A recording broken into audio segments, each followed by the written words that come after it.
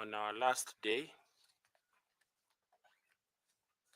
of interviews, and we are grateful to God and for everybody else. So let's pray. Almighty God, as we thank you this morning, we call upon your wisdom, favor, and blessing as we seek to execute the responsibilities you have bestowed on us. God, we seek your guidance to treat and consider all matters that shall come under our deliberations in so just, fair, and faithful a manner as to advance the peace, prosperity, and welfare of our country and of those whose interest you have committed to our charge. Amen. Amen. So we have three candidates this morning. We have Charles Kipiegon Mutai, Stephen Kibet Ngeno. Is this Ngeno or Ngeno? Okay, it's Ngeno. Okay, thank you. Then Joel Muita Daniels. Can we have Charles Kipiegon, please?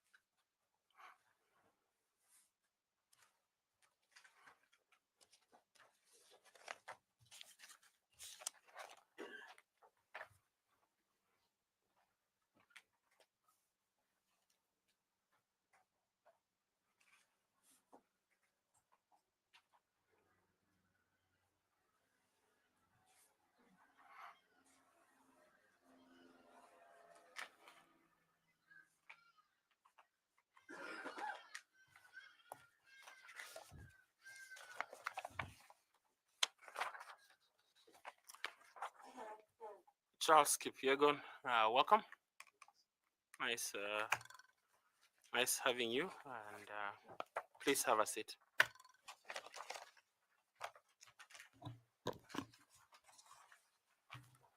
You do have a pen and paper there and some water. Welcome. I hope you have not traveled this morning from Kericho. No, I traveled 2 days ago. Okay. Yeah.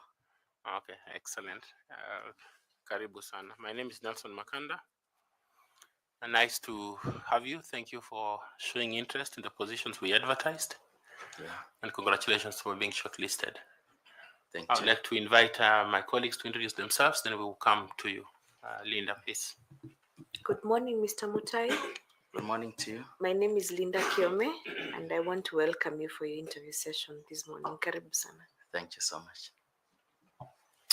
Reverend Mutai, habari ya asubuhi. Mzuri.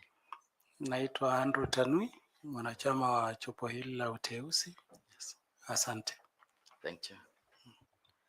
Good morning, Mr. Mutai. Good morning to you. Caroline Kituku, karibu sana. Asante. Good morning, Charles. Good morning to you. My name is Adam Zolo. I'm a member of the selection panel. Reverend, good morning. My name is Nicodemus Bore. Karibu sana. Thank you. Good morning, Mr. Mutai. My name is Fatuma Ali Saman, a member of the panel. Please feel welcome. Good morning, Reverend Mutai. Na karibu sana. My name is Koki Muli Grinyo, and I am a member of the panel. Thank you so much. Good morning, Charles. To you. My name is Evans Misati. I'm a member of the selection panel, and we welcome you. Thank you. Now we come to you, Yes. Reverend Mutai, and ask that you introduce yourself, highlight your career and profile life experiences that you think are significant for us to know, and that dovetail into the job that you have applied for. Let us know if you are a member of any professional group, and let us also know whether you do have any award or anything that is complimentary from other people. Okay. So thank you, please. You can start. Thank you so much, Chair and the panel. First, I thank God for this opportunity. And I'm Reverend Charles Kibiegon Mutai from Kericho County. After high school, I joined Bible College, Kapsabet Bible College, to do a diploma in Bible and pastoral studies. After around 4 years, I joined Kabarak University to do a bachelor's degree in theology. Then I went back to church ministry and also school ministry, where I've spent most of my time. I began a master's program with Kisii University around 2014. I finished my coursework. I'm still ongoing because of one or two challenges. When they closed the campus in Kericho, there are a few challenges. I on leadership, I've grown up in areas of leadership since when I was in high school, and in the church, in the community, where I've served in various capacities as a youth leader, as a secretary in a church, as a chair, and currently serving in the capacity of an administrative secretary in the size of maybe a sub-county, where I administer, assist the chair, write minutes, send correspondences, covering around 80 churches. Apart from that, chair, I have also served in capacities in several schools in the board of management. I've served in around 5 schools. Currently, I'm serving at 3 schools as a vice chair and a chair in 2 secondary girls schools.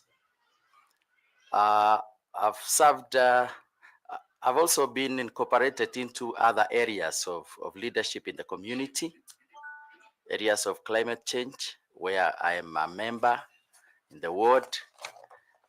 And those are my areas in the area of leadership. Thank you, Chair.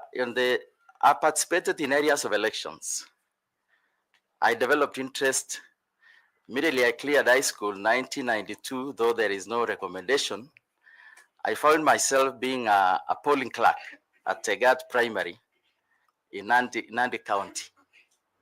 2007, I participated as a deputy presiding officer.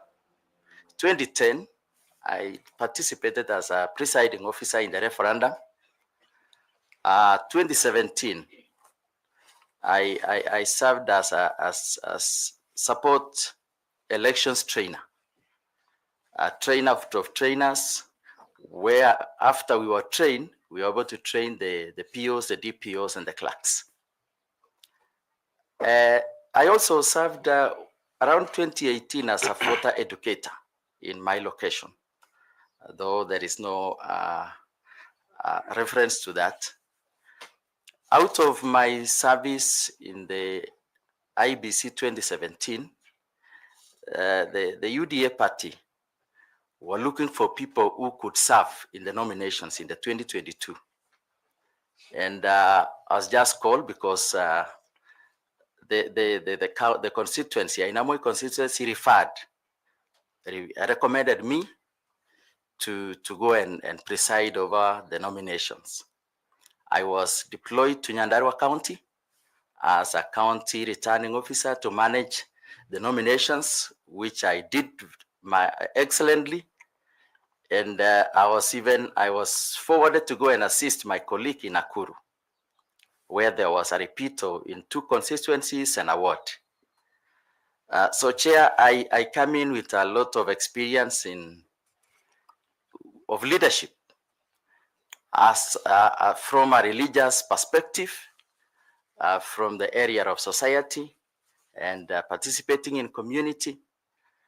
I come with a lot of experiences. I come in with a lot of moral integrity because of my background, my line of duty, which has brought me this far, Chair. I think I can stop there for now. Thank you. Thank you, Chairman. Mr. Mutai, Reverend Mutai. Now, apart from the experience that you have, what other skills and competencies do you intend to bring to the IEBC as a commissioner?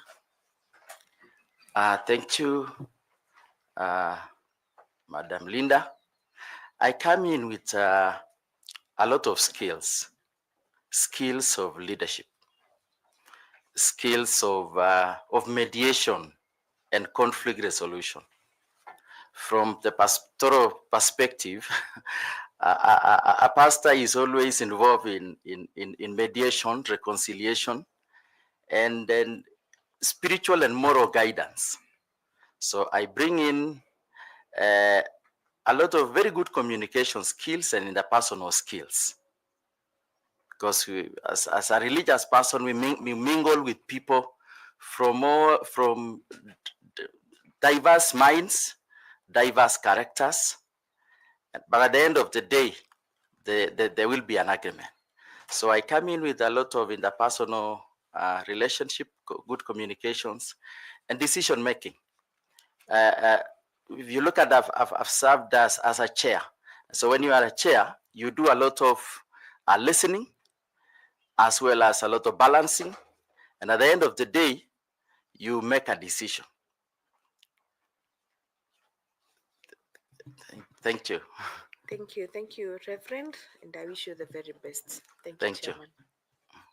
Thank you. I want to invite Caroline to also ask some questions. Thank you, Chairman. Reverend, good morning. Good morning once again. Yes. So the law has established certain electoral offenses.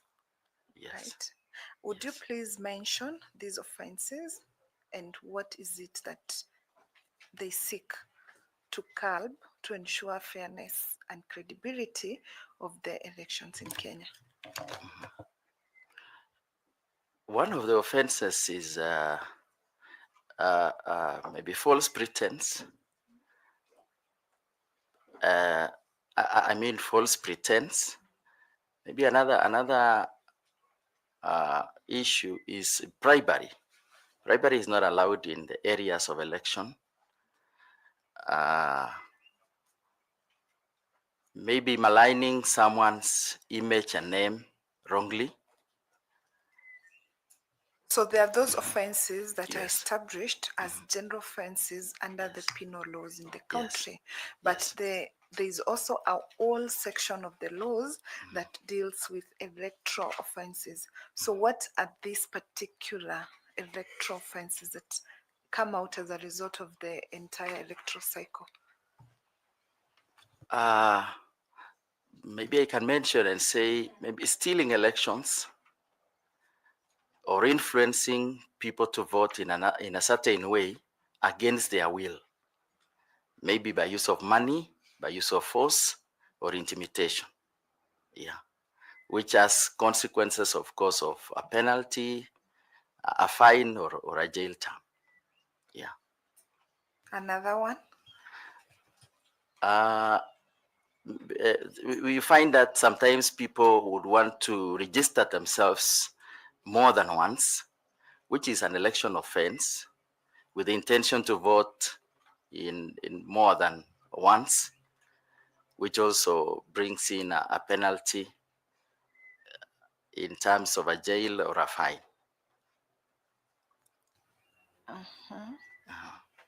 Another one? Maybe another one could be where maybe someone would want to use someone else's identity, his ID card to vote, yet he is not the actual person. Yeah. The last. Okay. the last one could be maybe disrupting or stealing elections materials, disrupting an election process or stealing election materials. Stealing under the penal code. Anyway, thank you very much. I wish you well. Thank you, Chair. Thank you. Thank you very much. Koki, you have to ask. Thank you, Chair. Reverend Mutai, Yes. the IEBC is mandated by the Constitution to regulate the nomination of political parties. Yes. So that's a key function that it should be doing. If you are fortunate to be a member of IEBC, please tell us what strategies you would implement to ensure that political parties conduct fair, transparent, and legally compliant nomination processes, internal nomination processes of political parties, that they should be conducted fairly and transparently and in compliance with the law that governs that process. Thank you. Parties should set up their own regulations and rules and systems on how to nominate and set up maybe dispute resolutions, so that in the event of disagreement from a member who is not satisfied, then they'll be able to deal with it. So that's one. Most of the parties, because each party is registered, then they should have ways of nominations. How are we going to nominate our members? And then what number? And then obviously prepare themselves for challenges, so that they'll be able to avoid the challenges that may come.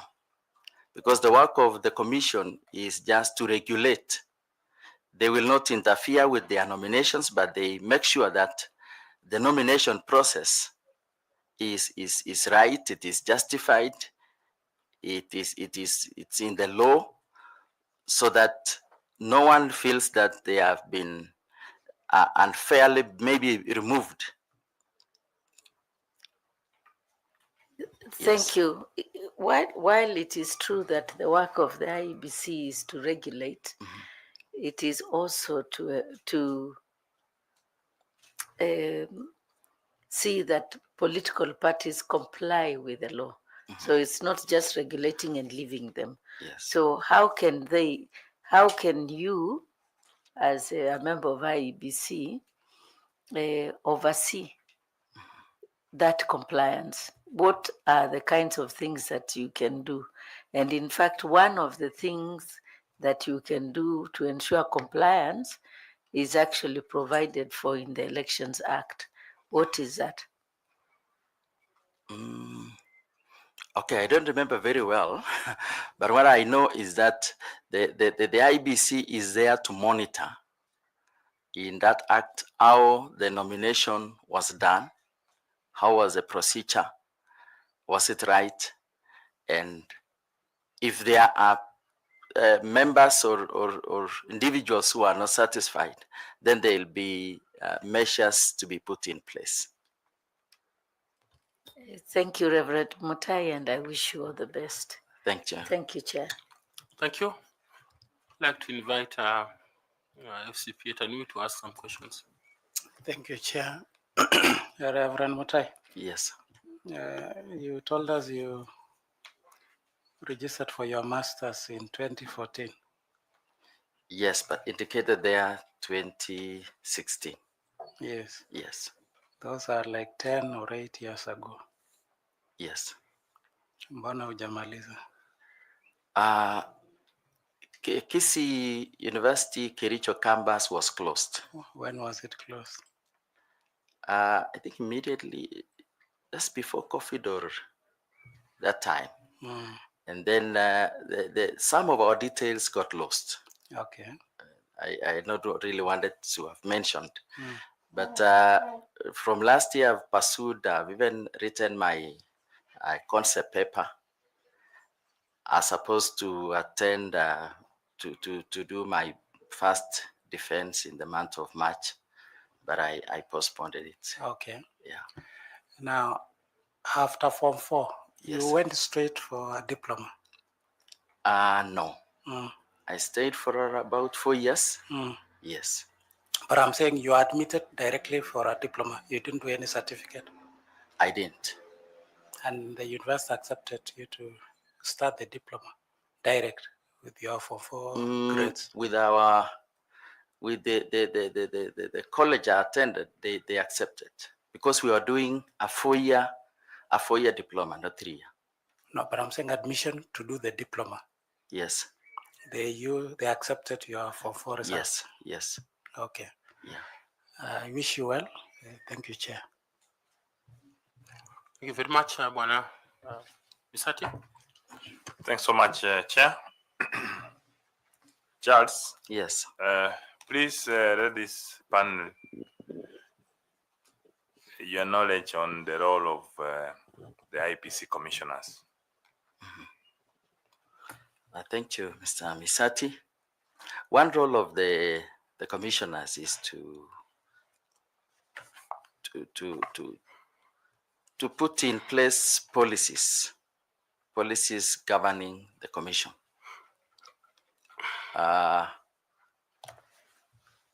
They do the administrative work. The commissioners do the administrative work. Sorry, could you please come back again? Charles, keep it Yes. going. Yes. I ask you a question Yes. related to the role of the IPC commissioners as stipulated in Article 88 of our Constitution.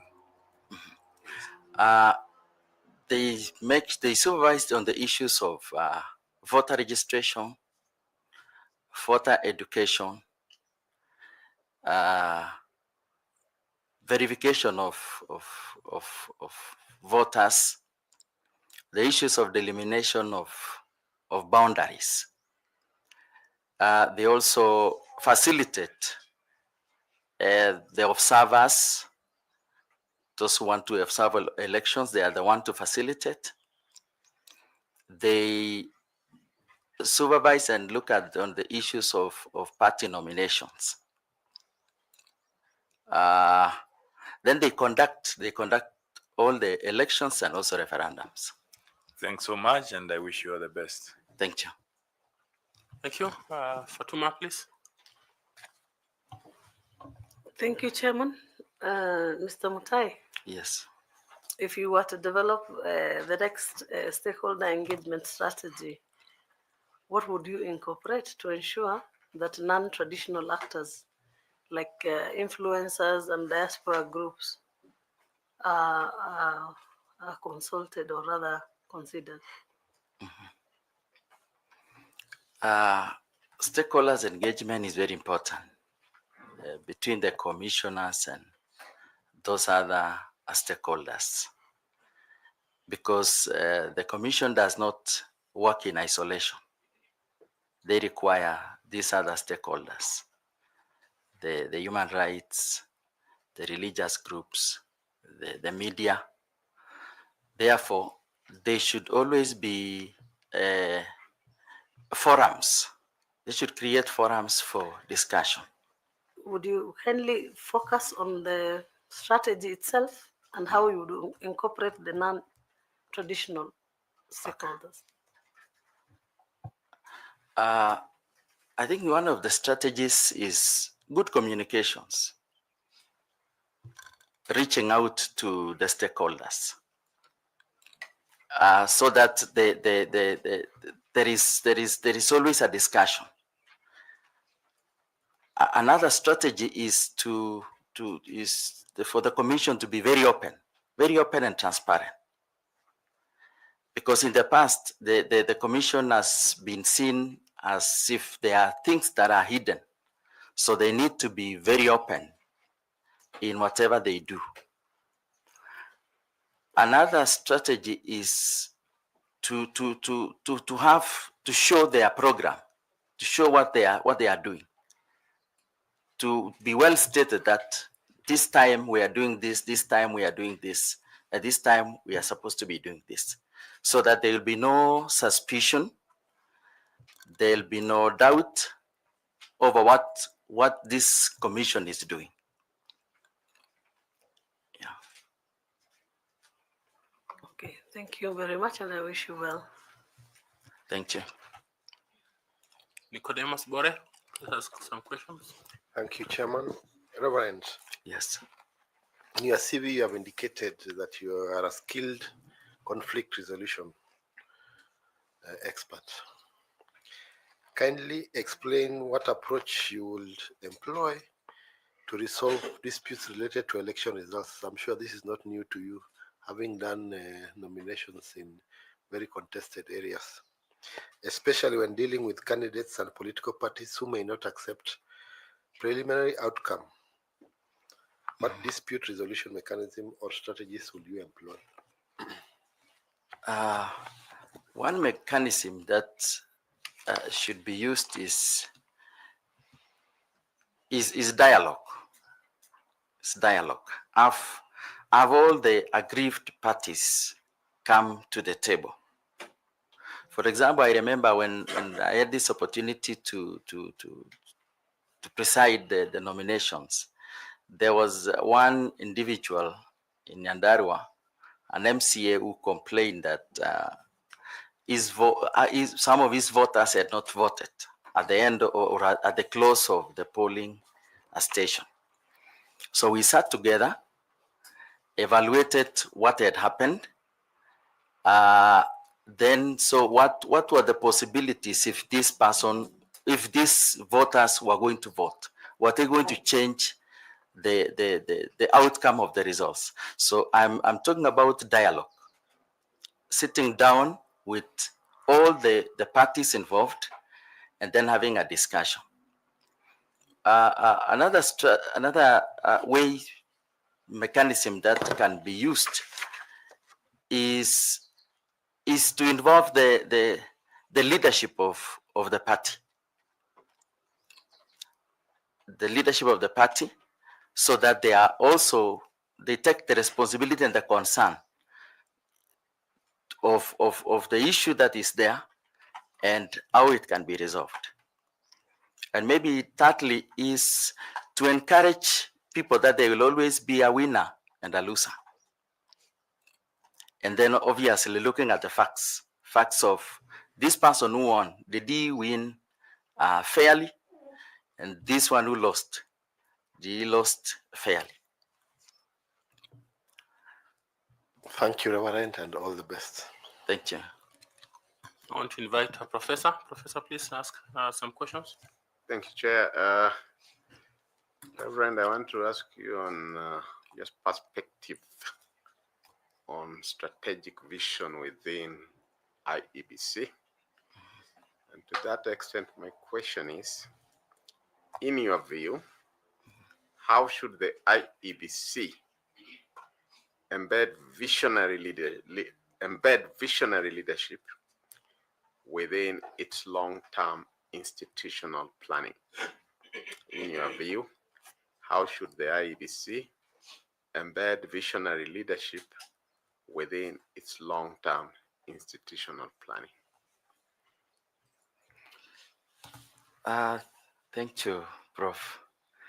The vision of IEBC, maybe to begin from there, is to be an electoral body that gives Kenya, give the aspirations of Kenya a democratic, good election. So leaders or commissioners who should be there should not think only about now. And the IEBC Commission has come through a lot of successes as well as challenges. And so the commissioners who are there should have a bigger vision beyond today, looking at the challenges which I've mentioned and also the achievements. And so whoever is there should really have the burden of the country, should have a vision of not only serving in the duration given, but serving for posterity. Thank you. My last question in this segment. Imagine you are a commissioner. Yes. We've made you a commissioner. Yes. And Parliament has approved you. Imagine you are leading a national review of polling logistics.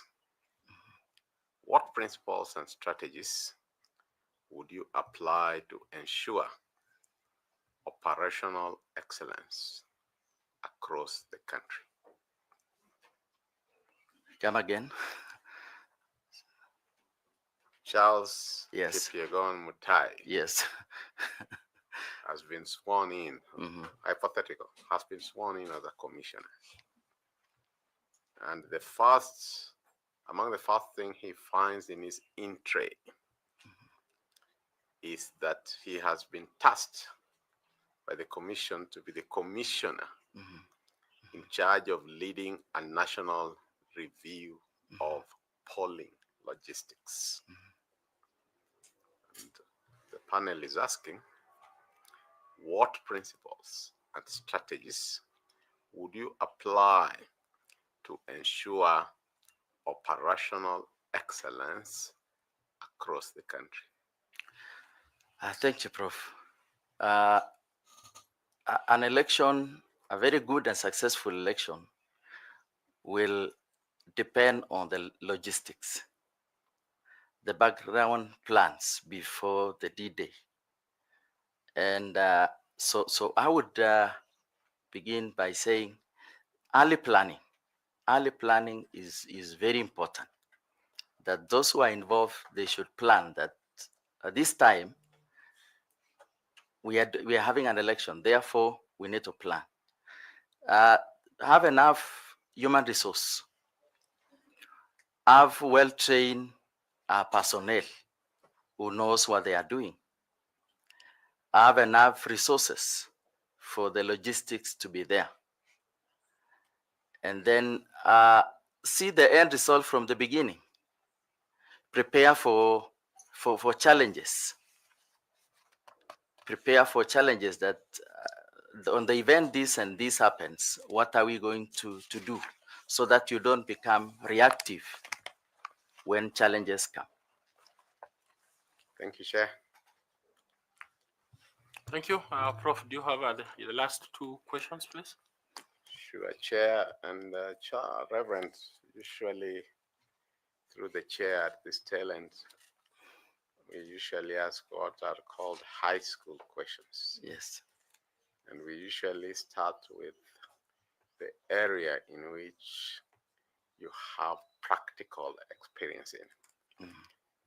And you don't carry the title Reverend for nothing. You carry it because you have a bachelor degree in theology. Yes. You can also see you have a diploma in Bible and pastoral studies. And you also have been an administrator in different capacities in the religious sector. Yes. And therefore, the first question should be on the religious sector. Yes. Name any two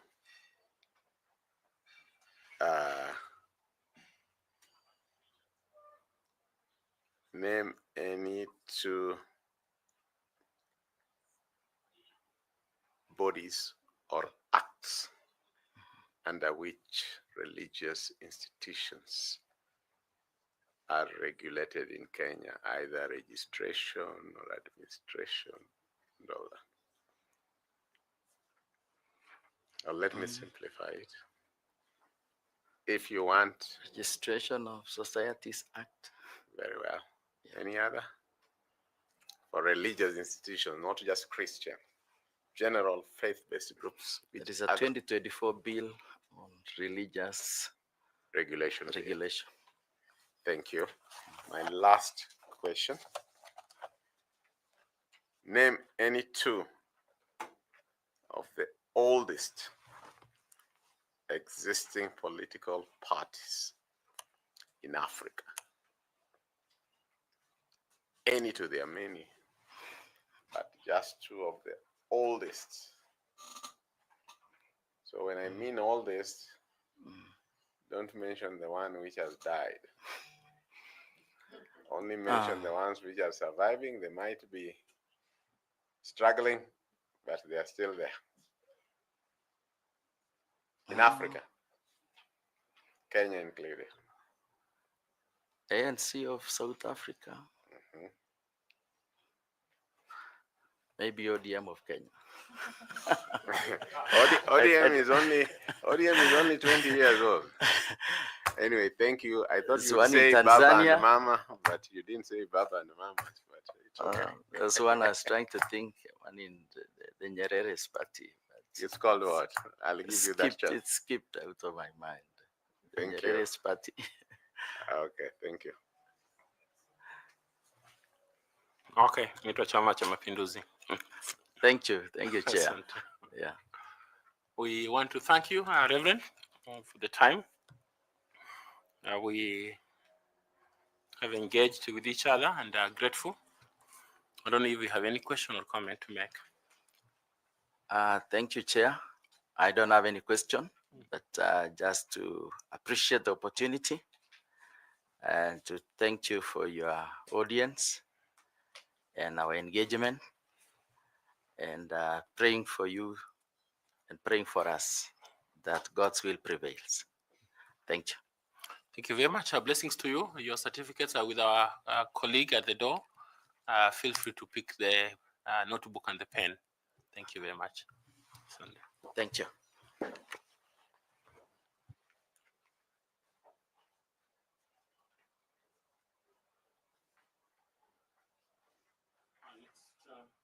Our next candidate is Stephen Kibet Ngeno.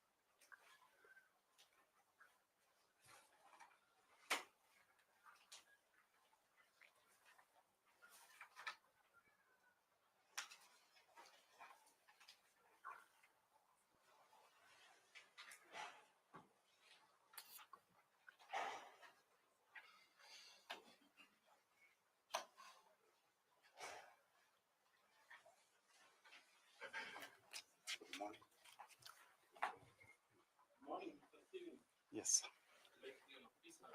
Thank you, sir.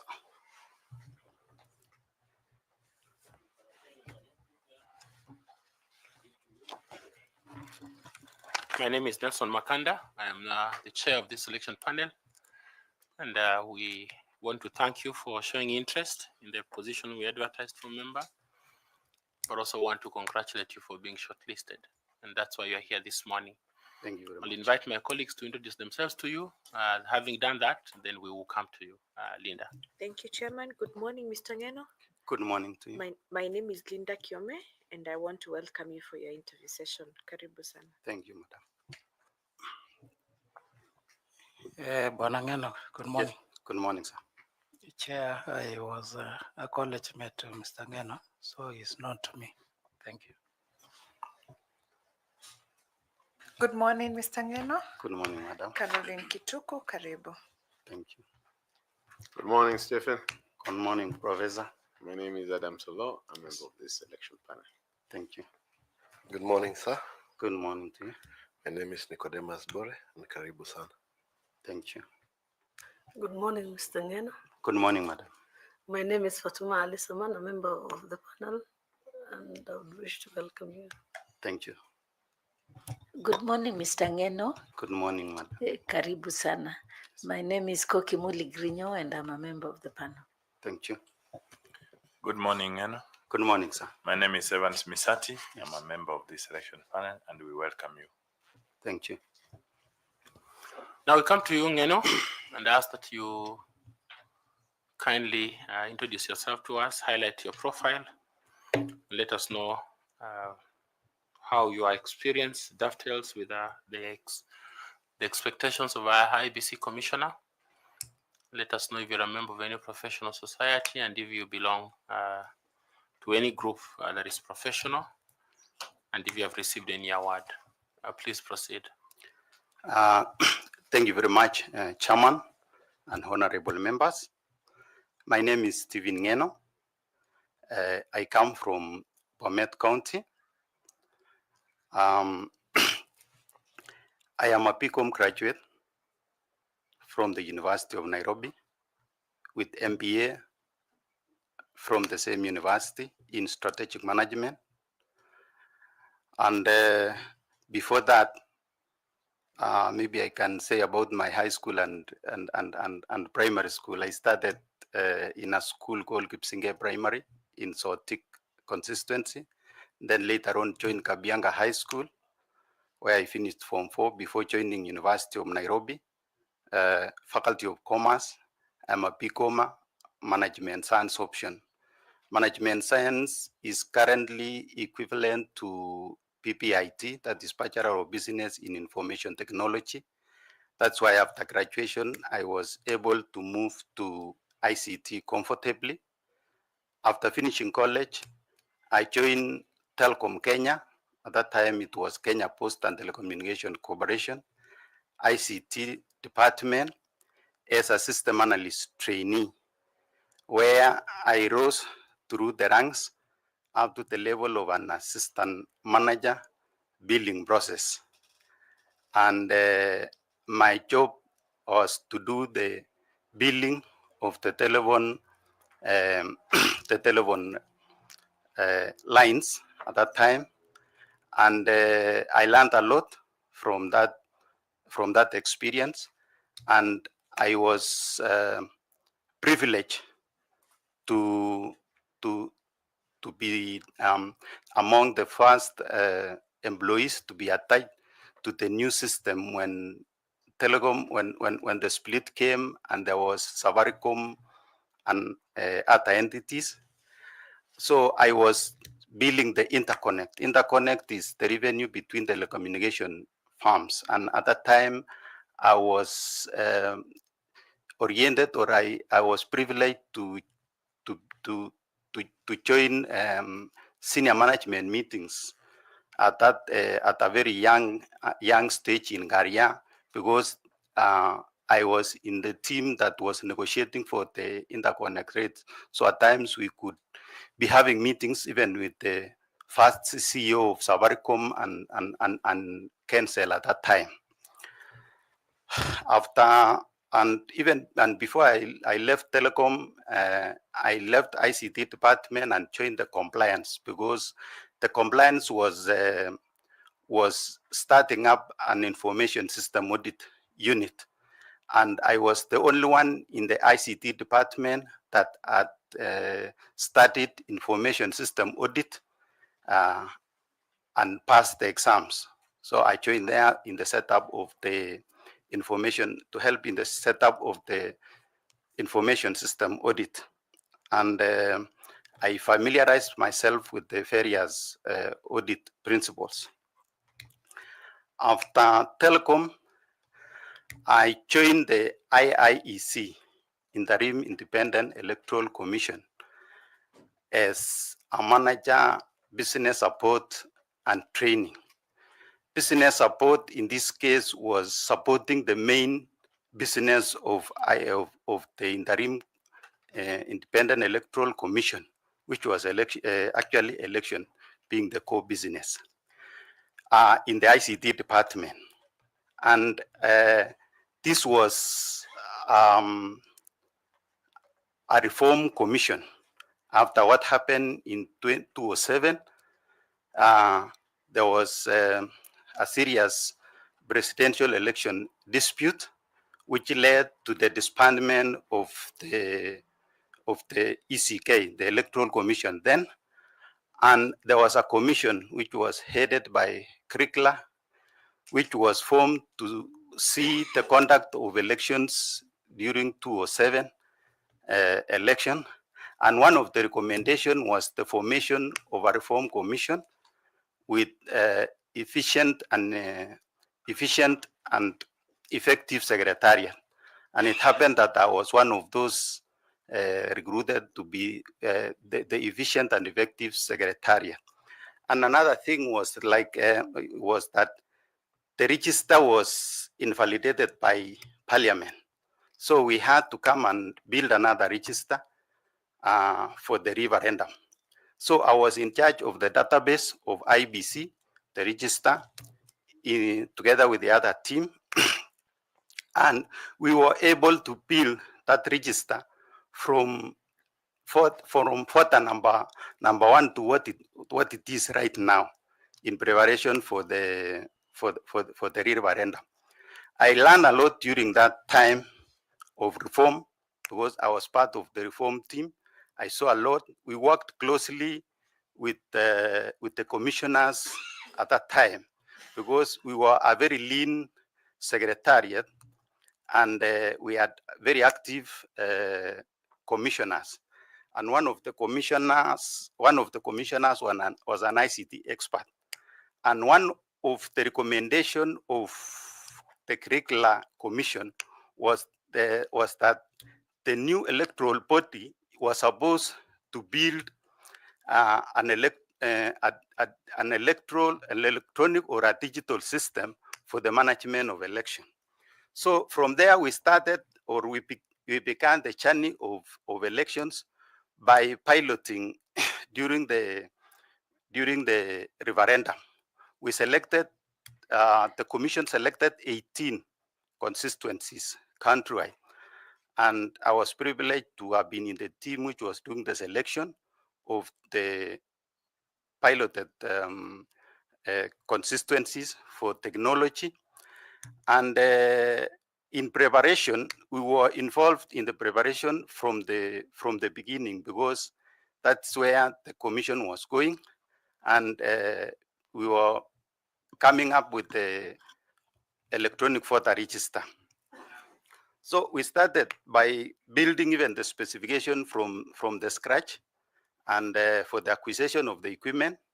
And then later on, we were able to register voters, but we did a number of tests during that time. Like you want to move to something else that you have done, IEC. You have mentioned that. Okay, IEC. You build the database from the scratch. I'll continue to announce something else that you have done. Now, when we transited to IBC, okay, now you moved to IBC as what? It was on the same level. Okay. Yeah. So all the election technologies, I actively participated, and any other reform in the elections at that time. Then later on, I moved to the office of the Deputy President, Advisory Unit, as the Deputy Director, ICT and Infrastructure, where I worked for some time.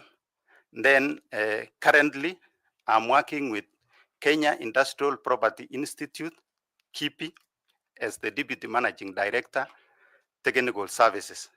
And technical services involve registration and protection of industrial properties, namely trademarks and patents.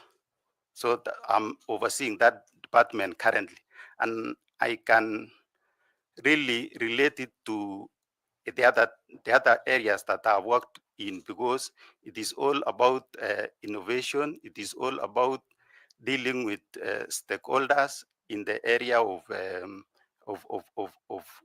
development of new information systems.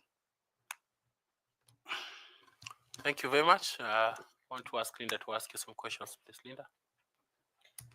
Thank you, Chairman. Mr. Ngeno, which skills or professional experiences have best prepared you for this kind of job that is high stakes, and it requires a multi-skilled person who can be able also to handle the pressure that comes along with the job? So which skills and experiences do you have that you think will help you in the execution of your mandate?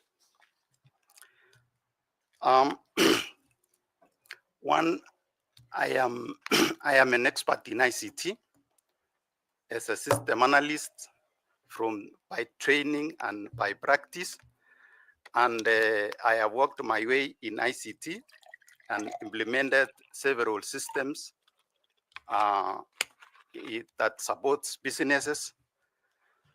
And I am also I have a great strength in coordination, and you find that elections has got very complex logistical issues that needs coordination, and I have done this before.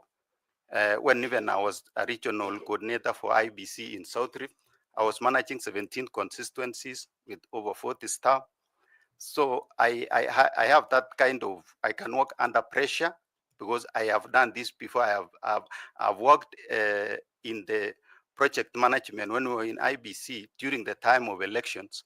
We could collapse every other thing in terms of positions and ranks and work as a team like a project, and with strict timelines and responsibilities to meet. So I can meet strict timelines, and also IBC is a very legal area with everything in election is almost illegal, to the extent that I comply to the legal terms. Okay, thank you so much, and I wish you the very best. Thank you, Chairman. Thank you, Madam. Thank you. I want to ask Caroline to ask you some questions. Carol, please. Thank you, Chairman. Mr. Ngeno, Yes, Madam. in 2022, the Supreme Court, in the presidential petition, identified certain weaknesses in the result transmission system. Given now your background and understanding of IT, what were those challenges that the court identified? And should you become successful, how would you steer the commission in navigating those challenges?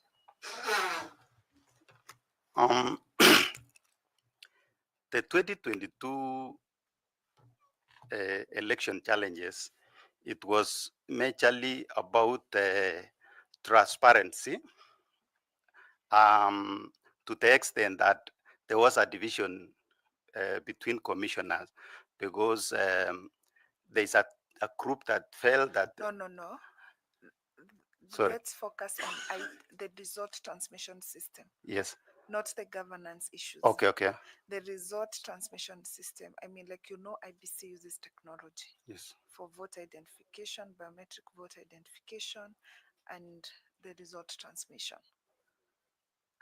But the Supreme Court identified certain issues or certain weaknesses in the manner in which IBC deployed technology. What were those weaknesses, and how would you navigate them?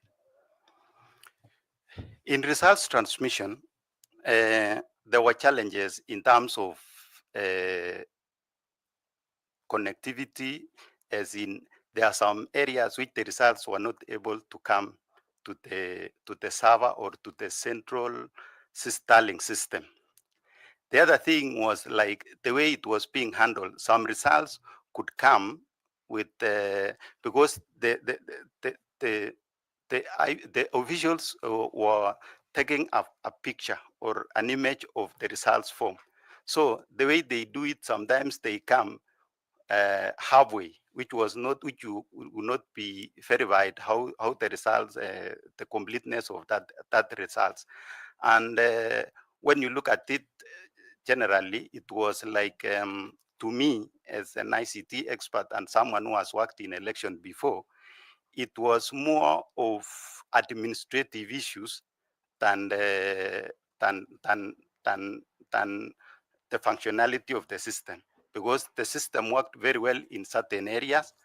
Also, you notice that the election IBC officials which are engaged on temporary basis and may not have had good training on how to transmit the results. I have also looked at what was highlighted by the KBMB in the audit, and they were talking of strong password, weak passwords. That's an area that needs a great discussion, because the problem that we had in 2023, in 2013, in results transmission, was because of strong passwords that we had enforced at that time, and many people were not able to log in and send the results. Now, when the passwords are changed to be a bit easier and flexible for the IBC officials, it also become a vulnerability. So what can be done is to strike a balance between a strong password and a weak password to see how we can safeguard the integrity of the system, at the same time make it possible for everyone who is using the system to be able to access it. Then the other one is fine-tuning the system to the extent that when an official is trying to send the results and they are taking an image, the system should be fine-tuned to the extent that it should not be able to send half the results or the form. It should only accept to send the results when it has captured the whole form. Thank you. Thank you very much. I wish you well. Over to you, Chair. Thank you. I want to invite Koki to ask some questions. Thank you very much, Chair. Mr. Ngeno. Yes, Madam. Okay. Should IEBC regulate and oversight political spending?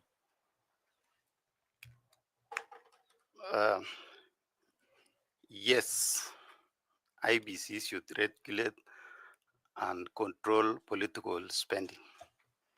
So how would you strengthen IEBC's oversight of political spending?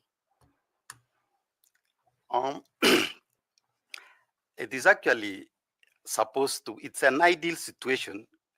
IBC should regulate and control, but it is a very challenging situation, given that the money that is spent in elections by political people or politicians, majority of it is not even about the posters, things that can be put in the budget. It is all about handouts that they give it to the voters, which is illegal. So that one, it is hard it is hard to account for it. And also, there is another thing that it's really impacting in the democracy in this country. The level of honest in terms of dealings is very low. I had a privilege when I was in IBC to go to Brazil to do the observation of election, presidential election. And some of the things that we were looking was the campaign. The campaign there is managed well in a systematic manner, to the extent that there is a level playground for politicians, because it is actually the electoral commission there that manages the funds for the candidates. So you said that IEBC should oversight and regulate yes. campaign spending, and I asked you how. So please give us some steps on how you would. One is for the to work together with political parties. Secondly, is to have a very strict code of conduct in terms of the campaign and declaration of of of of of of, uh, of the budget by the candidates on how much they can, and maybe for IBC to form a special unit that enforces um, that code of conduct for management of campaign funds outside the normal, because the current IBC as it is, the officers in the field, their hands are full. They may not be able to follow the politicians to every campaign or call them. But if IBC could form a separate unit that deals with campaign financing, they'll be able to manage to certain level. Thank you very much, Mr. Ngeno, and I wish you all the best. Thank you, Chair. Thank you. I want to ask FCPA to ask you some questions. FCPA, please. Thank you, Chair. Bwana Ngeno, all along I thought you were still at IBC. When did you leave IBC? And I left IBC in 2017. Any reason? And you had the prospects? Yes, I had prospects. I loved it, but I aspired to be a candidate, which did not work. Which candidate? I had aspired to be an MB. Member of Parliament? Yes. For which constituency? Sotik. Or Sotik? Yes. So you fell at what point? Nomination? Nomination, I didn't go beyond nomination. Okay. Yeah. And why would you want to leave Kipi, and you are deputy managing director now? Because one, I have seen and I know and I understand the kind of commissioner that IBC requires, and I am one. I know what it takes to be a commissioner in IBC. I joined IBC during the time of reform, and it was not a good reform. It was a very serious reform after the post-elections. So I joined IBC, and I was oriented in a way that I should take seriously every election activity, because it means a lot to this country. So IBC needs that kind of, any commissioner need that kind of orientation, whereby it's like, it's like you are driving in a road and you are driving carelessly, then you find a very bad accident. You'll start slowing down and following the rules, the traffic rules for some time before you go back to your behavior. That is how I was oriented. I was made to understand that elections are serious issues in this country that needs to be handled with due care, because it can break the country. So I have that passion to do it, and I have the necessary experience. And one of the areas that I think has been troubling IBC is ICT and the server. And there is a need, and a serious need for that matter, to have an ICT experienced person as a commissioner in IBC. And this is evident from where we started. The technology was moving very well during the IIEC, because we had a commissioner who was an expert in ICT. Then there was a slowdown in IBC towards 2013, even from the procurement, because ICT issues were not being articulated in the plenary to the extent that it was not receiving the necessary attention. And some of them delayed in procurement and implementation and affected the result, transmission, and management of election during 2013. So there is a need to have an ICT expert who understand also election in the IBC Commission. Thank you. I wish you well. Thank you, Chair. Thank you. Isati. Thanks so much, Chairman. Stephen Kibet Yes, sir. Ngeno, please tell this panel the work of the Secretariat in IPC, particularly in terms of human resource. What are you doing? Thank you very much, sir. The work of Secretariat in IBC is to run the day-to-day activities of the Commission. And these activities revolve around voter registration, voter education, um, and other activities like financial management. I mean, that's about the ICT. Stephen, Yes. I actually requested the work of the Secretariat in relation to human resource, staff management, and all that. In relation to human resource, I am not getting you there. The Secretariat and the staff of IPC. Yeah. So who recruits the staff? So what does the Secretariat do in terms of the staff, the directorates and all that? Of the human resource. There is a fully fledged directorate of human resource in IBC led by a director human resource. And depending on the levels, senior levels are normally recruited by the commissioners, but the other levels are recruited by internally by the directorate of human resource.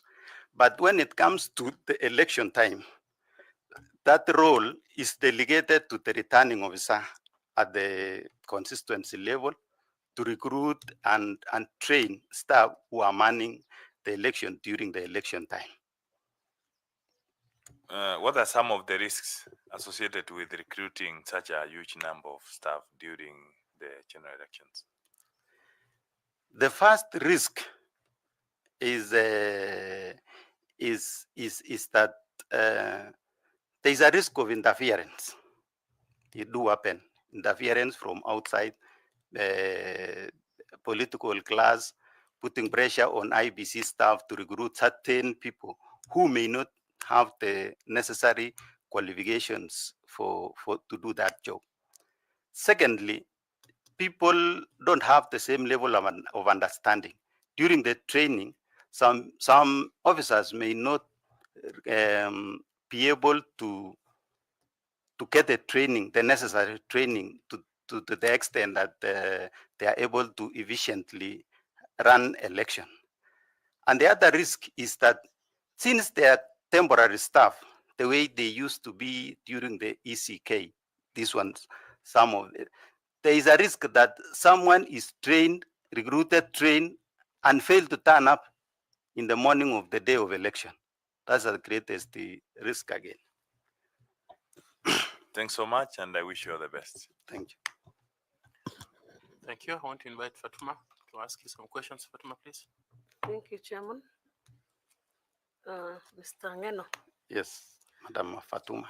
If you're given a chance, how would you prioritize stakeholder engagement at IBC? How would you prioritize if you are given a chance? Thank you very much. Stakeholders in every election are very important entities in election. In IBC, the first one of the stakeholders is the political class. There is a need to be harmony between the political class, the politicians, and the commission. The other one is the government itself, which is central government in terms of treasury. IBC is independent but still rely in government for funding. So there is need to be understanding. there need to be exchange of information, open information, to the extent that they know the need of having those funds in advance to meet the strict timelines. The other one is parliament. There are legislations or some laws that needs to be worked on maybe before an election. And the parliament should be actually told or explained to that they need to have those amendments passed so that it can facilitate smooth running of the of elections. The other one is the media. Media needs because corporate image of an organization is how people receive it. Media in this country is a great influencer of elections and any other thing. They actually set the agenda of what is to be discussed. Whenever they give attention to a certain topic, it becomes the discussion for everybody. So they need to actually have a very good understanding so that media, they don't do a bad job. They can be a very good vehicle for further education and so many other activities of the commission. How would you place them in order of priority? You've identified them, yes, but how do you prioritize? One, I will the one is the political class, because one, no Separate issues when you talk about the political class. politician. Who? When you're saying a stakeholder, you must be very specific. Politicians. Which politicians? Majorly members of parliament, to agree so that these are the people who actually supposed to apart from doing the oversight of IBC, they are the opinion leaders in this country, and this country needs peace for any election preparation or for election to be conducted. The other one is IBC, Treasury. Treasury is among the top stakeholders stakeholders of in election. The IBC needs money to run every activity efficiently and effectively. Then the other one is also the voters themselves. They need to know, like registration, when is it happening, and to know their rights to register and prepare for the elections. Yes. Thank you very much, and I wish you well. Back Thank to you, Chair. Thank you. I want to ask Nicodemus to ask some questions, please. Yes, you've said you've worked at the IEBC before, and you are part of the team that introduced the electronic voter system in Kenya. Given a chance to be a member of the commission, how would you help in reducing the amount of money that is being gobbled by the ICT system at IEBC?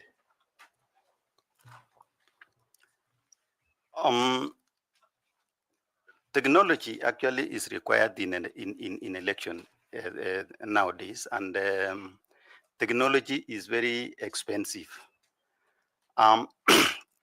Unfortunately, the pace at which technology is changing is so fast, to the extent that in the next 5 years, when election is being done or being carried out, maybe the technology has been phased out, so you need to do another one.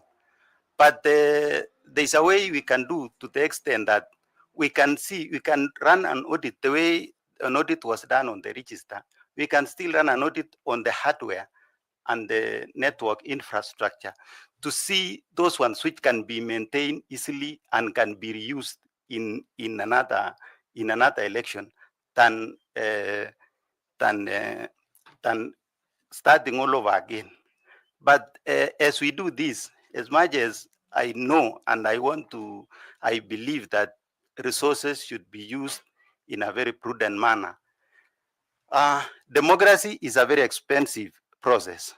When you look at it, like in IBC today, there are some polling stations which have got less than 10 people, but it cannot be closed because it is for public interest and for the good, common good, that those people have their rights. And they'll get a full deployment of election officials, including security, just like any other station, other stations which have got maybe thousands of voters. So apart from the need to have to manage the election budget in technology, there is also the need to look at that democracy is exercised and is accessed by every Kenyan.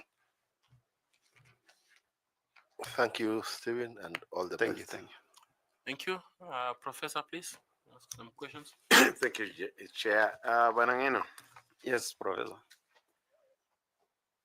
let's go ethical, because it's an issue in elections. Kindly outline the constitutional and statutory instruments that form the backbone of Kenya's integrity framework for public offices, and which of these are most relevant for an IEBC commissioner. It's long, so I'll repeat. Kindly outline the constitutional and statutory instruments that form the backbone of Kenya's integrity framework for public offices. Which of these are most relevant for an IEBC commissioner?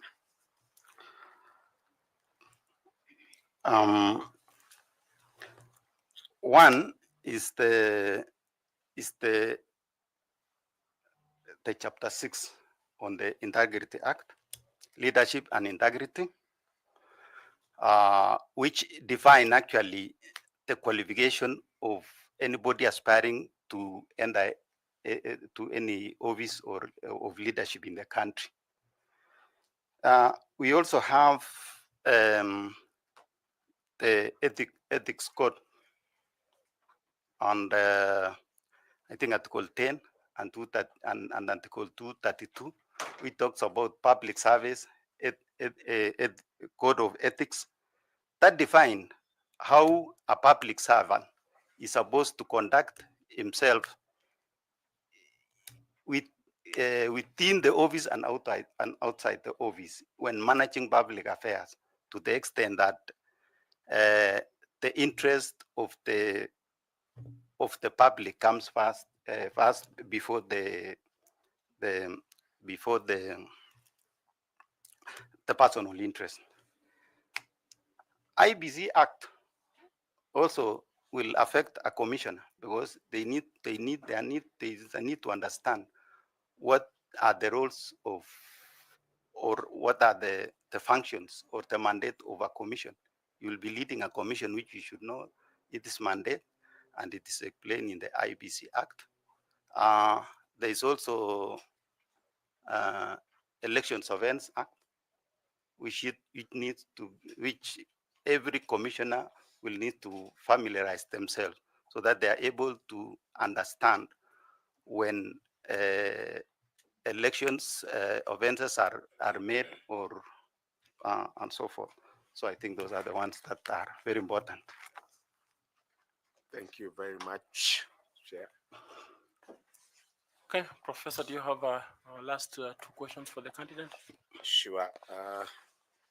Stephen Kibet Ngeno, in this last segment through the chair, we usually ask high school questions, and we started from where your expertise is.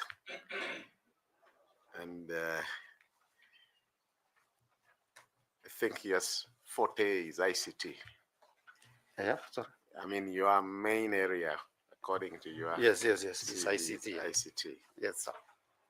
The Kriegler Commission recommended, among other major reforms, the need to adopt technology in the election process to provide efficient, transparent, auditable and credible results. Subsequently, election after election, there have been issues on technology, especially the result transmission system. And the Supreme Court has pronounced itself, including in the 2022 election. Having been an insider and now wanting to go back, especially on ICT, and having heard you that the 2013 commission had an ICT commissioner, and the subsequent one did not have an ICT commissioner.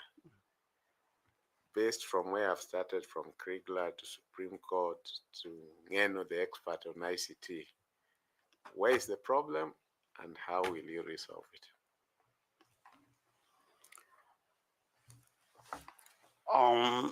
In terms of technology, IBC technology, when we look at the history, the way I have explained from the referendum time 2013, when you look at it, the functionality has never been an issue in terms of technology. It has always been the lack of preparedness. Now, that can only be addressed by the commission itself, having someone who can provide a strategic leadership on how to acquire ICT equipment, make sure it is tested well in advance, and the training, appropriate training is carried on, and training, appropriate recruitment of people who understand technology and train well to use the technology.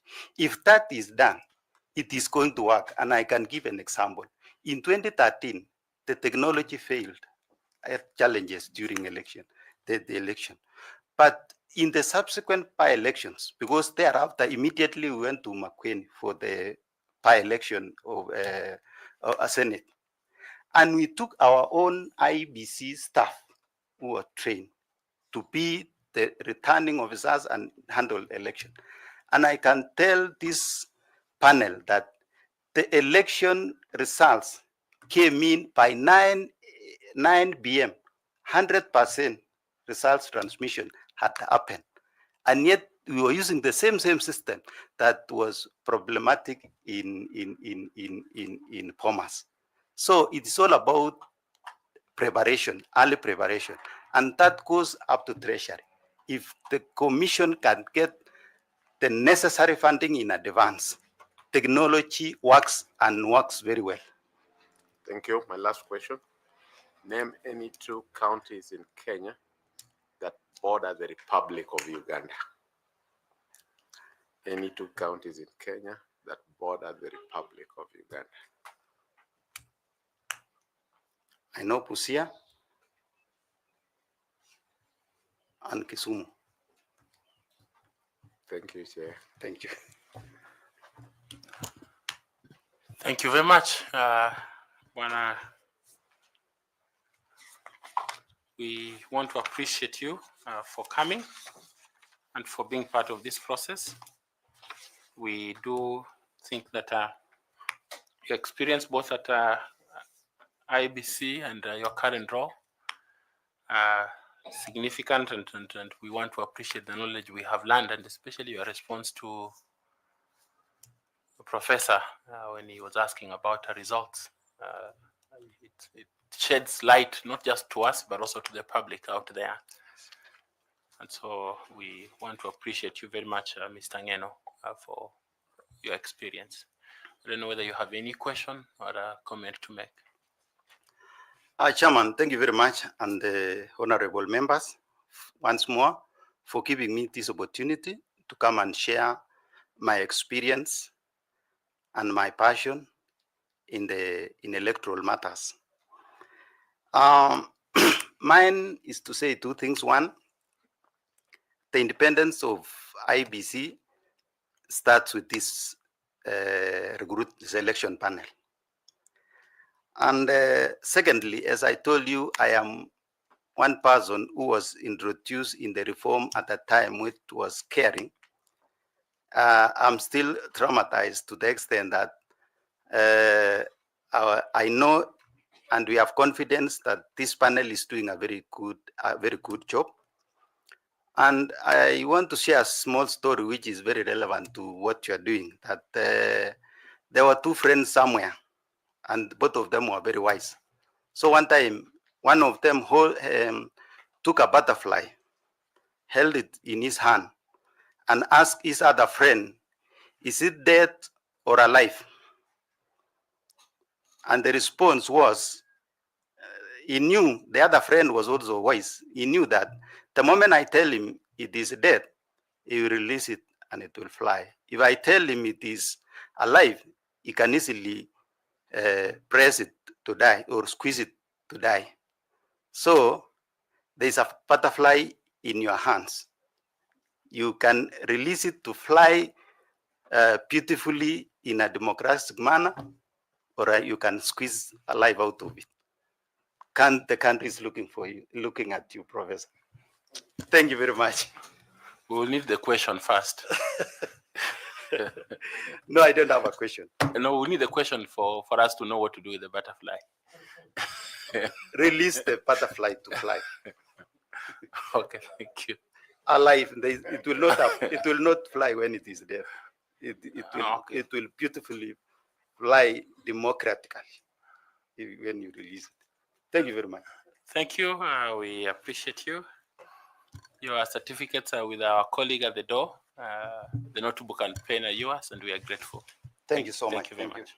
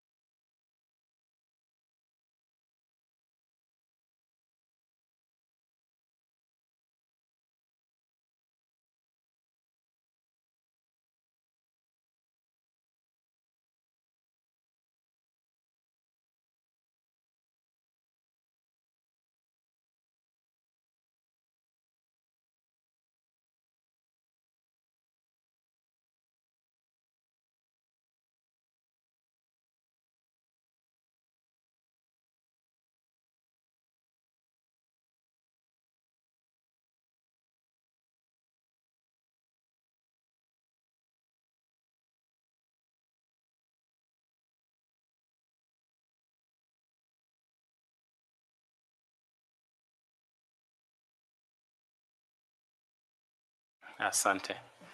Basi majina yangu ni Nelson Makanda, mimi ndio mwenyekiti wa jopo hili na tunataka kushukuru kwa kuonyesha nia ya kuwa kamishna wa IEBC na kukupongeza kwa kufaulu kwa kuitwa kwa hii interview. Ningependa kuwaalika wenzangu wakaweze kujitambulisha kwako, kisha tuje kwako. Asante. Linda. Good morning, Mr. Mwita. Good morning, Madam Linda. My name is Linda Kiome, and I take this pleasure to welcome you for your interview session. Karibu sana. Asante. Daniel, habari ya asubuhi. Salama. Jina langu ni Andrew Tanui, mwanachama wa jopo hili. Asante. Asante. Good morning, Caroline Kituko, karibu sana. Asante. Good morning, Joel. Good morning. Adam Solo, a member of the selection. Thank you. Mwita, habari ya asubuhi. Salama kabisa. Naitwa Nicodemus Bore na karibu sana. Asante. Good morning, Mr. Mwita. Good morning. My name is Fatuma Ali Saman, a member of the panel. Please feel welcome. Thank you. Good morning, Mr. Mwita. Good morning. Karibu sana. Asante. My name is Koki Muli Grinyo, and I'm a member of the panel. Asante. Good morning, Joel Mwita. Good morning. My name is Evans Misati. I'm a member of this selection panel, and we welcome you this morning. Asante. Now we come to you, Mr. Mwita, and ask that you introduce yourself, highlight those things that are significant for you and which are relevant for the position you have applied for. Indicate to us whether you're a member of any professional society and if you have received any award or honor, and anything else that you think is significant for us to note. Karibu. Asante sana. Thank you so much, Chair and the distinguished panel, for giving me this opportunity to appear before you to discuss my suitability for the position of a member of Independent Electoral and Borders Commission. My name is Joel Mwita Daniel, 32-year-old, certified professional mediator with deep understanding on electoral matters and elections. I started my schooling in Kuria, where I proceeded to Kanga High School, class of 2010, and also proceeded to Maseno University, class of 2015, where I was able to graduate with a bachelor degree of development studies with information technology. I'm currently pursuing my master's degree in international studies at the University of Nairobi. In complementation of my work and my duties, I've also undergone several certifications to build my capacity to deliver in higher calling like this of IEBC member. Some of the courses that I have undergone is mediation from Netherlands Institute of International Relations, public administration management from Beijing Beitong University in China, peace support operations logistics, international humanitarian law from International Peace Support Training Center. Bridge, I've completed the module of voter and civic education, among other courses that are stipulated in my CV. I started my career in 2015, just after the Garissa terror attack, where we lost 157 young people, and I saw there is need to promote peace. And as young people, we need to be very proactive in ensuring that we secure our country. I formed a national association for students by the name Universities and Colleges Student Peace Association, whereby we were able to promote peace in all our institutions of higher learning. Due to my ability of networking, resource mobilization, and bringing different stakeholders together, we were able to do a lot in terms of ensuring that we reduce radicalization and promote peace in our institutions of higher learning. One of the key highlights during that particular process, we were able to develop a curriculum dubbed as Learning to Live Together, which the student leaders and the students across the Republic of Kenya were able to be trained, and this actually contributed to peace in our country. Some of the book I've actually given for your reference. Later in 2017, where my deep knowledge and exposure on matters of election were entrenched, whereby I was able to sign the first ever youth inclusion MOU with Iebc, and USPAC together with Iebc played a very critical role in promoting youth participation in the electoral processes. In that particular MOU, one of the great achievements which I highly contributed is opening of the BVR kits so that the student in institutions of higher learning could register in school and vote at home. Further, I also advised the commission for young people who have gone in different towns to look for different opportunities. They also need to be able to register in Huduma centers, which could also be giving them the opportunity to vote at home. In the same year, I got an opportunity to serve as a youth representative of the DRG, the Dialogue Reference Group of the religious leaders. This was a policy and strategic arm of the multisectoral forum, which was actually brought together to promote peace and ensure that we also have a good election that the common mwananchi, everyone in the country and the world could be proud of. In that, I was also exposed on issues about the amendment of the laws, which the DRG and the MSF of the Interreligious Council of Kenya highly contributed to ensure that we have a peaceful election. In the same year, I was also contracted by International Foundation for Electoral System to be the lead consultant on youth inclusion program in the program called Changamka. In that, I was able to contribute my knowledge in developing youth-friendly education materials, which I've also attached here to ensure that young people are also engaged in a nice manner. Also, in the same year, I was also contracted by the Uraia Trust, whereby I also helped them together with my team also to develop youth-friendly civic education materials, which Uraia used in 2017. In November of the same year, I got an opportunity to explore on other matters of election on other jurisdictions, and I got an opportunity to lead a team to observe the Somaliland presidential election, which was sponsored by World. In that, I also got an opportunity to gain more experience and knowledge by getting more trainings on election observation. Later now in 2018, I also had an opportunity to author a book on my experiences on my journey on youth inclusion in the electoral processes, a book that has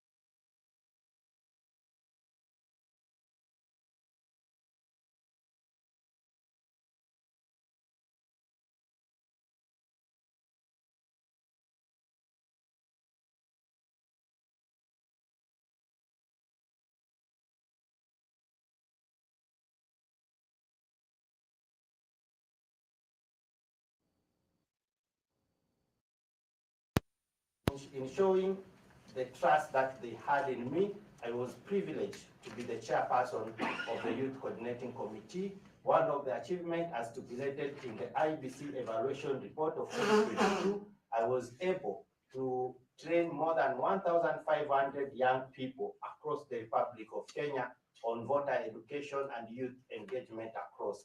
This also gave me an opportunity to travel across the Republic of Kenya, interacting with different stakeholders in ensuring that we have young people engagement in the electoral processes. I also got an opportunity to be actually employed by United Nations Development Program as Cohesion and Peace Project Officer, where I was actually seconded to YANO platform, whereby all the stakeholders on elections are actually in to promote peace in our election. This also gave me a broader perspective on matters of stakeholders and election. Currently, I serve as the Director, Liaison Services in Turkana County Government, where I also doubled up as the chairperson of the Inclusive Refugee Response Program Steering Committee, a program that is funded by the Danish Embassy, contributing more than 3.9 billion Kenya shillings. Thank you, Chair. You seem to be doing extremely well in leading the youth and young people.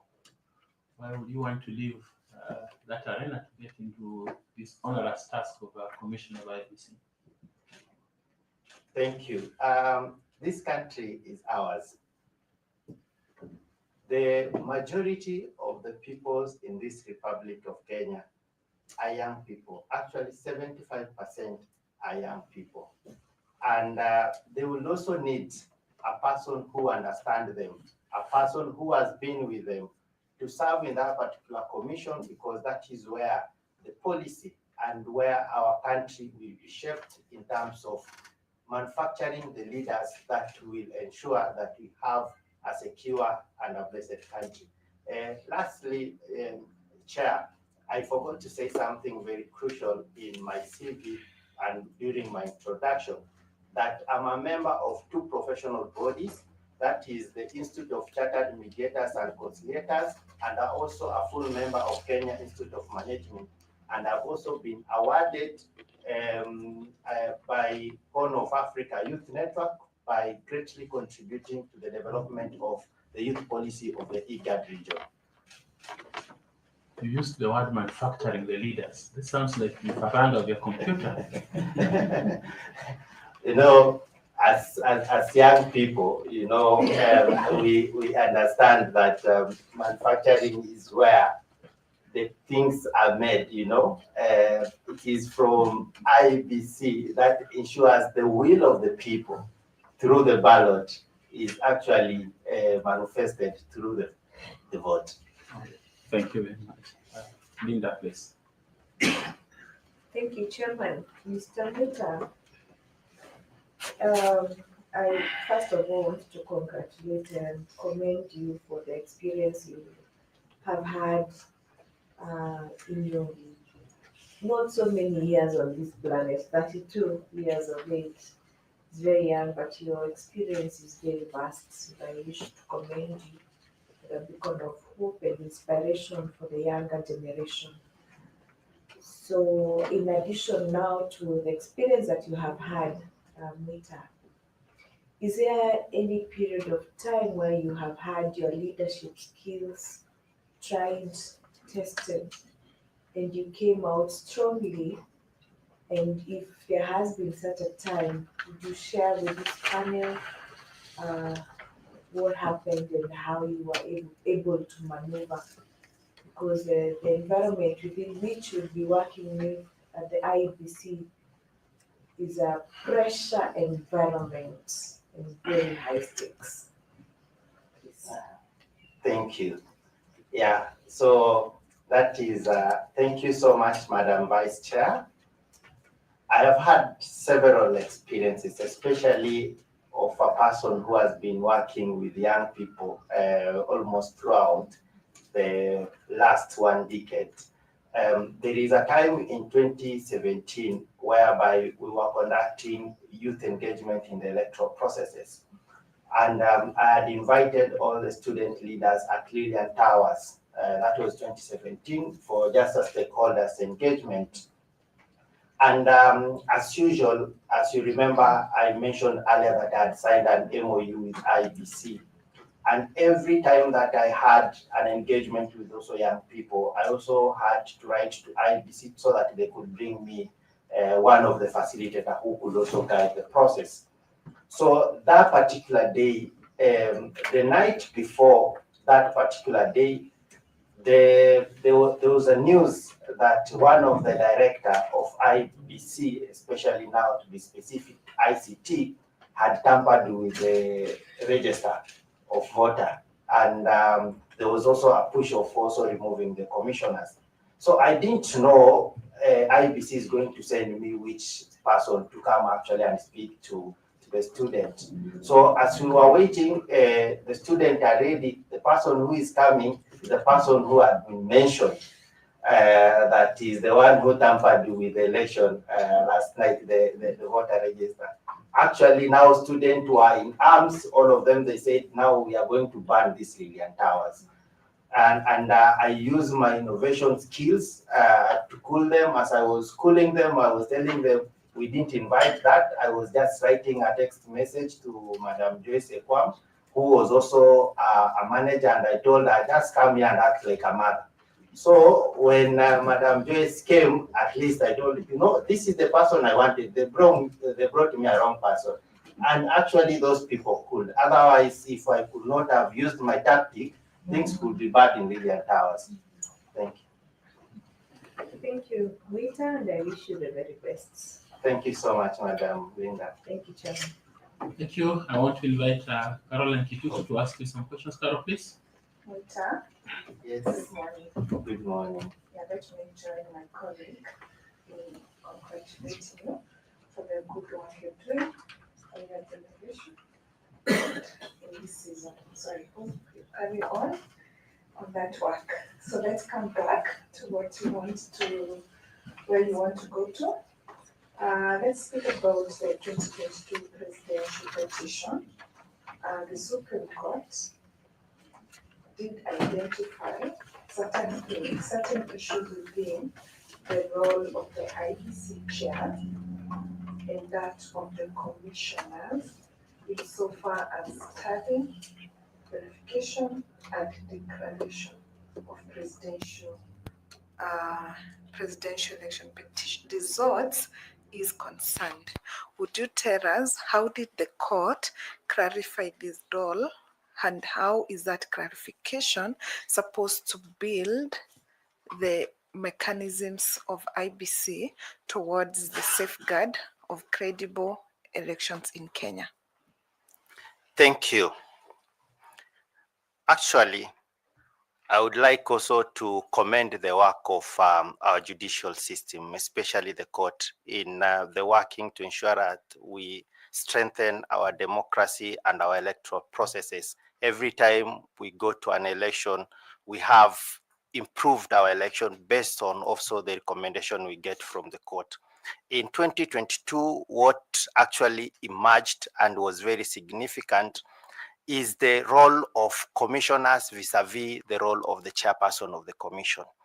And in this, actually, the court declared itself and also advised the commission, number one, to create a corporate charter which is separate from the function of the commission and secretariat, just also to guide the operations of the commission and the secretariat. Number two, the court also advised the commission also to ensure that the role of commissioner is actually from the day-to-day running of the commission, that is before the election day and the election day, the roles are actually put down, they are known and they are understood by both commissioners, so that the commissioners given fair contribution in their working and understanding in terms of the engagement with the commission. in this was actually even further. If you read the NADICOL report, it also says that the commissioners, you remember that some of the commissioners during the 2022 general election, they said they have been given hospitality role to play at the Bomas of Kenya. So even as much as even the court ruled and also ensured that every commissioner has a significant role to play during and before the election, and also on the election day, it could also be nice, which was also supplemented by the NADICO report, that this is not only put in hearsays, but also included in the corporate governance charter, which the court actually advised. Thank you very much. So specifically for clarity purposes, what did the court advise insofar as the declaration, tallying and verification of results is concerned? Yes. So the court advised that this is a collective responsibility of all the commissioners, and it will not be the function of only one person. So these results should be owned by all the commissioners members. Thank you. Thank you very much. I wish you well. Thank you, Chair. Thank you. I come to FCS, Dr. Koki Muli. That was ask you some questions. Koki, please. Thank you very much, Chair. Mr. Mwita, let me also join my colleagues in congratulating you for what you have done in self-actualization, but also importantly for the youth of this country and your contribution.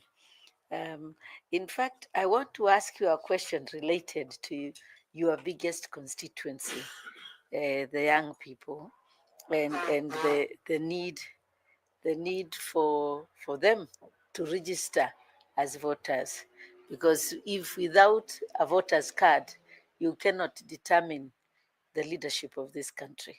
And I'm glad, and I hope you will continue doing that, guiding them so that they can have a voice, and that voice is a vote. So my question is, what legally compliant and operational safeguards should the IEBC implement to ensure continuous, accurate, and inclusive voter registration? What sort of safeguards that will be complying with the law and that are operational that can IEBC put in place to ensure that? Thank you so much, Madam Ambassador Koki Muli. Number one, it is the responsibility of the Commission to ensure that there is continuous voter registration in our Republic of Kenya. So that is actually given as a mandate under our Constitution and also the Elections Act of the Republic of Kenya. Number two, under our Article 38, give a right for every citizen in the country who has attained the age of 18 and has a national ID to be registered as a voter and participating in that very democratic right. So as IBC will ensure that, number one, the process of voter registration is actually guaranteed and is continuous.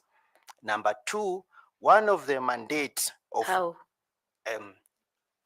By actually reaching out to this target population, the people who have not registered, and ensure that the process is easy, it is understood by them, and that is why I was actually going to the second point of ensuring that one of the other mandates is voter education and civic education for the Republic of Kenya. So this population needs to really be engaged.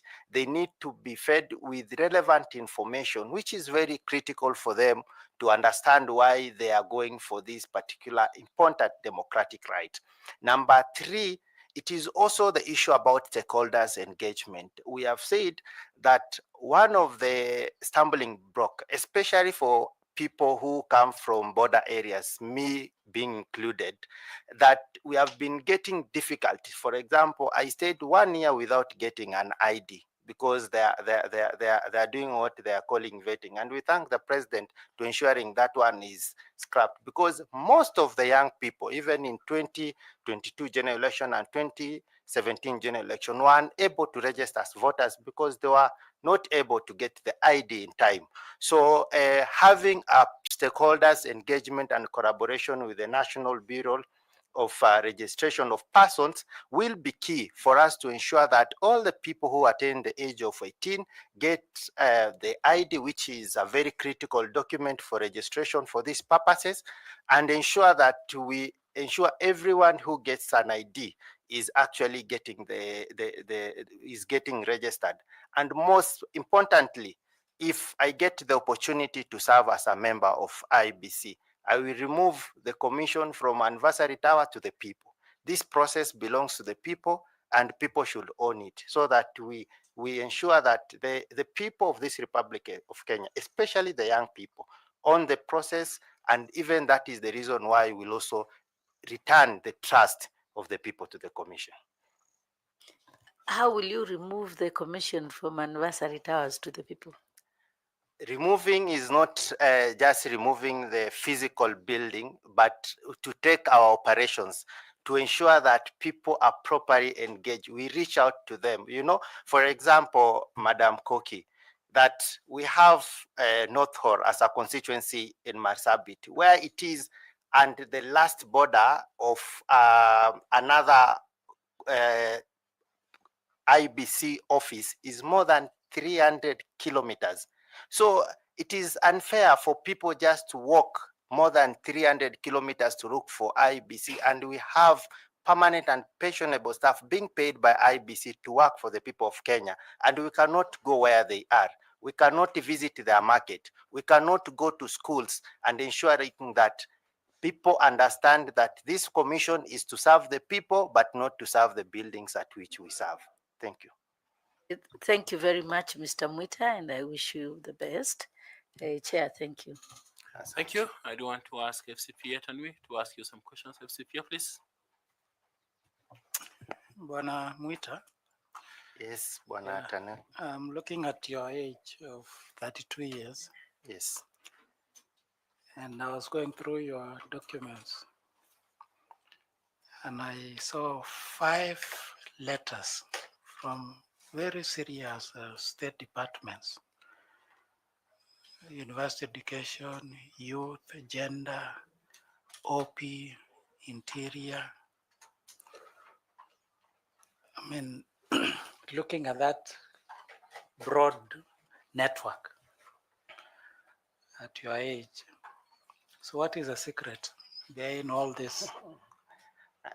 I think, Bwana Tanu, you've forgotten even the civil society organization and embassies are also there. And the secret is to work hard and ensuring that what you know is outside there. And that is why I even publish my experiences with young people. So you are saying the secret is?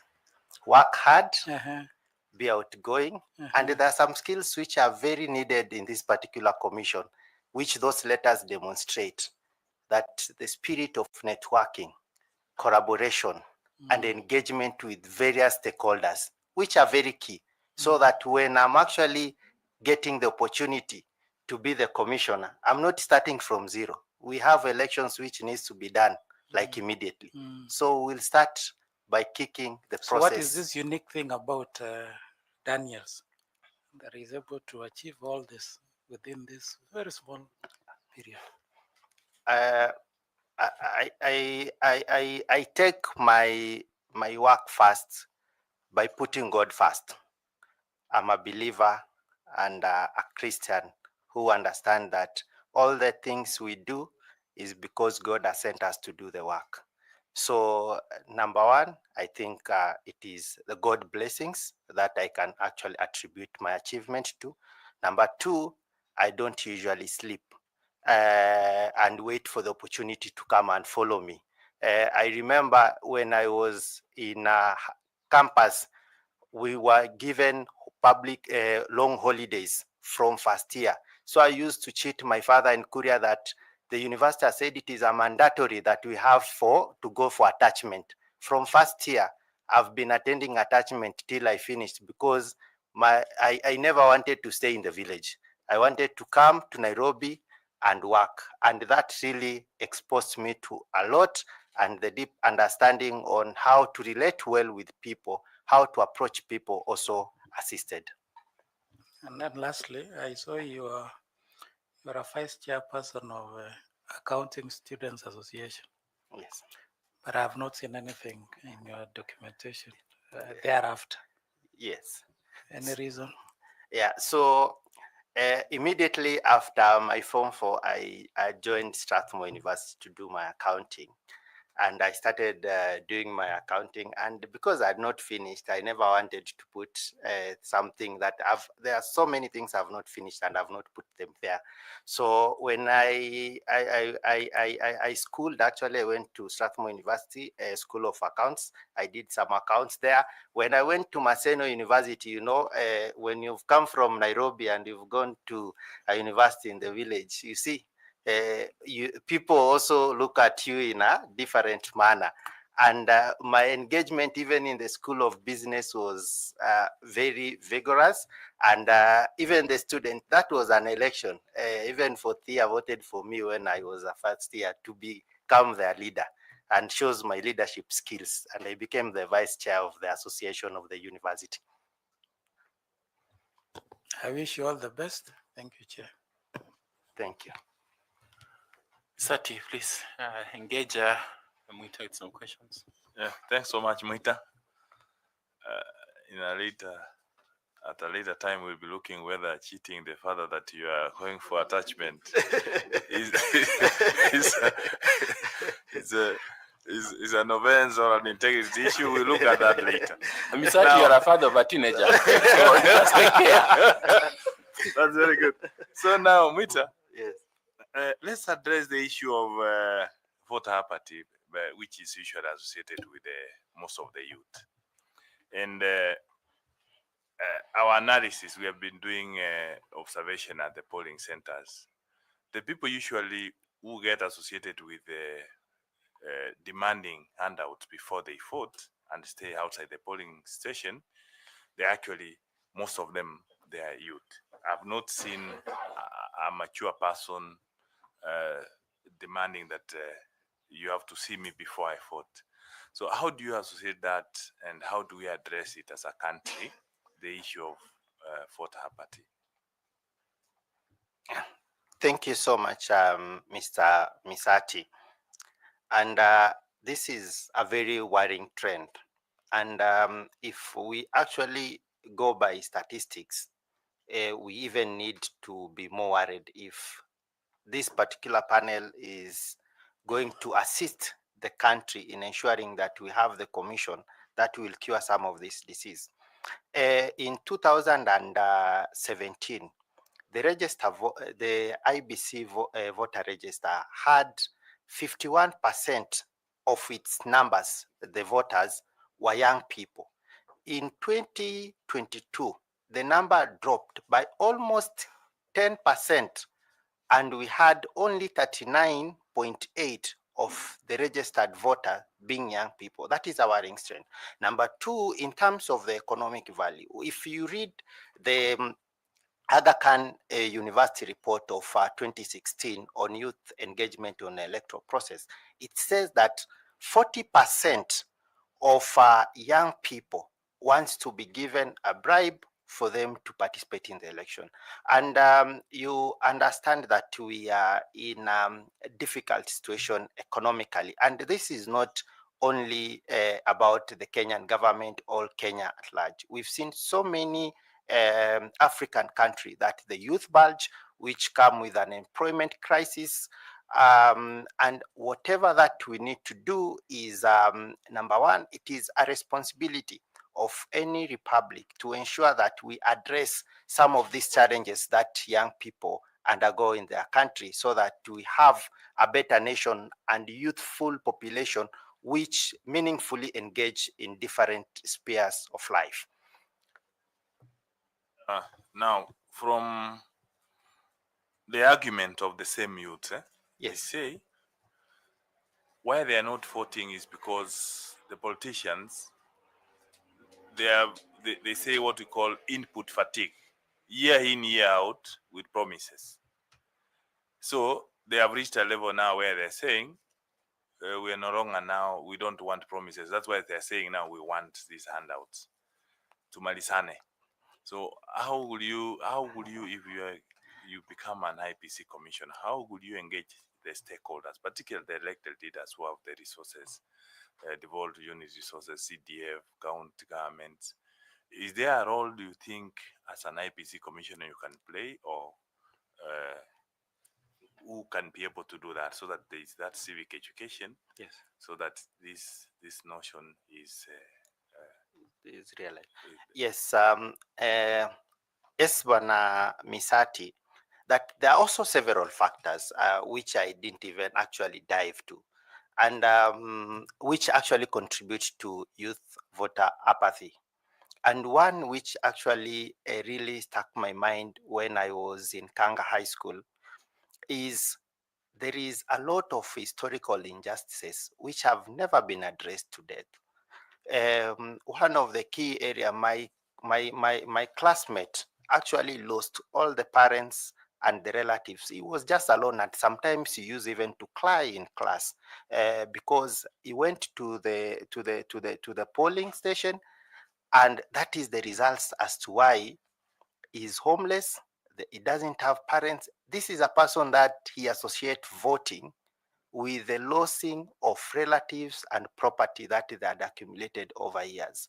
So some of the issues that were even put in the Waki report really needs to be looked at as a government going forward, to see how are we going to address some of the historical injustices that people have actually reached. And you can see there are some people who were born in 2000 and now they have reached the age of voting, and the experience that they got in 2007 really makes them to completely stay away from this particular process. Another thing is about also the nullification of the results by our court of law. In 2017, the election results was nullified. And that one can even explain to you the drop of from 51 to 39 of young people. And even in 2022, whereby IBC was having a target of 4.5 million, they could not even reach 2.6 million. So it is something that we actually need as young people to see, and also as a nation, on how we are going to work together. And this is a whole of nation approach. It cannot be left for one particular person. By the people of Kenya, we need to have a conversation as a nation on how we are going to sort out this particular problem. Thanks so much, and I wish you all the best. Thank you. But what will be the role of IBC in helping resolve those dilemmas you have expressed? Yes, Bwana Chair, in our constitution under Article 27(6), it gives even some powers to the commission to even come up with administrative and policy measures to address previous injustices which have been meted for this particular population to come up and also register as voters.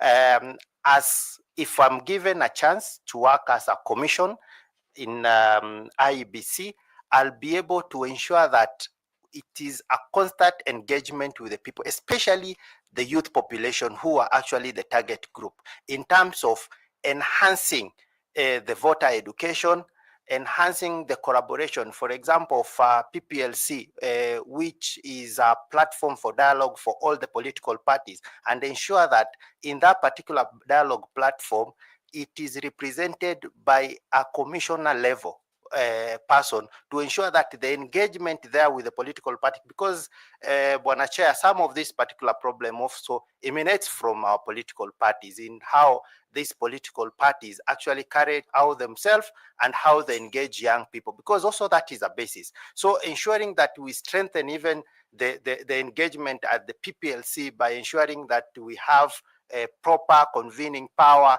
the finances and the operation, so that we have an engagement which will endear this particular population to participate in this important role. Fatuma, someone please ask Joel some questions.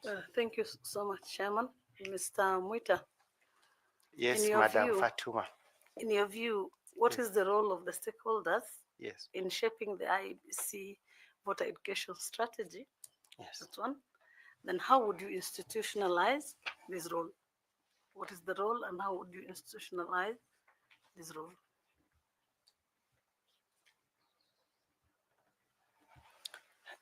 Yes, Madam Fatuma, this is a very important aspect of our electoral cycle. And the voter education strategy, I want to start it from even the accreditation of different stakeholders to carry out this very big mandate of IBC. You understand that it is not only IBC that carries the voter education, but different stakeholders. One of the key things that I think we need also to make as a change, if I'm given a platform to be a member of IBC Commission, is to ensure that, number one, we give accreditation much earlier. I have seen instances whereby organizations are given accreditation by IBC 2 months, 3 months to elections, and these organizations which have been given the accreditation to carry out voter education, they have no idea on what voter education is. They think that there is some donor money they can go take and start voter education. So one of the key things that we'll also do is to ensure that we empower all the organizations, be it state, FBO, and youth serving organization, the capacity before we actually come up with an issue of accreditation of this particular organization. So that is one of the roles that are endure that it is done, the issue of a capacity building. Number two, the issue of the materials. You know, we have to segregate our country. This country is not homogeneous, neither are the youth homogeneous. So we need to ensure that the material provided, the people with disability can access, the young people can have it, and also the old and people in marginalized area, like where I come from. You know, be it even the platform that you are going to use to ensure that it reaches the information. You know, you can have an information, but if it is not tailor-made for specific people, you will find yourself talking to yourself. If you go to IEBC TikTok account, we have a population of 2.2 million voters, and majority of that particular people is young people. But if you go to the followers of the TikTok account, we have IBC is being followed by 145 people, and even Kreskena has much more followers than the IBC itself. So it means that we give content which is not targeted. We need to ensure that whatever we give is consumable by the target population. Thank you. I want to thank you so much for your response. I've been looking for this response for a very long time. Thank you. I can't conceal that despite the fact that we're in an interview. Anyway, Mwita. Yes. How would you institutionalize this? Those ideas that you've said. Yeah, so for me, one of it is also to come up with a youth policy within IBC, which will give a guidance and a framework on how our operation will be done. For me, that one is also very crucial. Number two, also we need also to have a small research so that we are guided by the numbers, we are guided by statistics. Number three, also we need to increase on our stakeholders management and engagement. Thank you very much, and I wish you well. Back to you, Chair. Thank you. You have referred to marginalization for a while now, and I'm wondering, how is Migori marginalized? I come from Korea, Mr. Chair, and Daktari, there we can't even produce a governor because we are only 2 constituencies within a county with 80 constituencies. So we usually struggle, and that is why some of our leaders say that we need to have our own county. Okay, thank you for clarifying. Thank you. I want to invite Nicodemus to ask you some questions, please. Yes, maybe Chair, I'll start from where you just left. Is it important to have your own governor?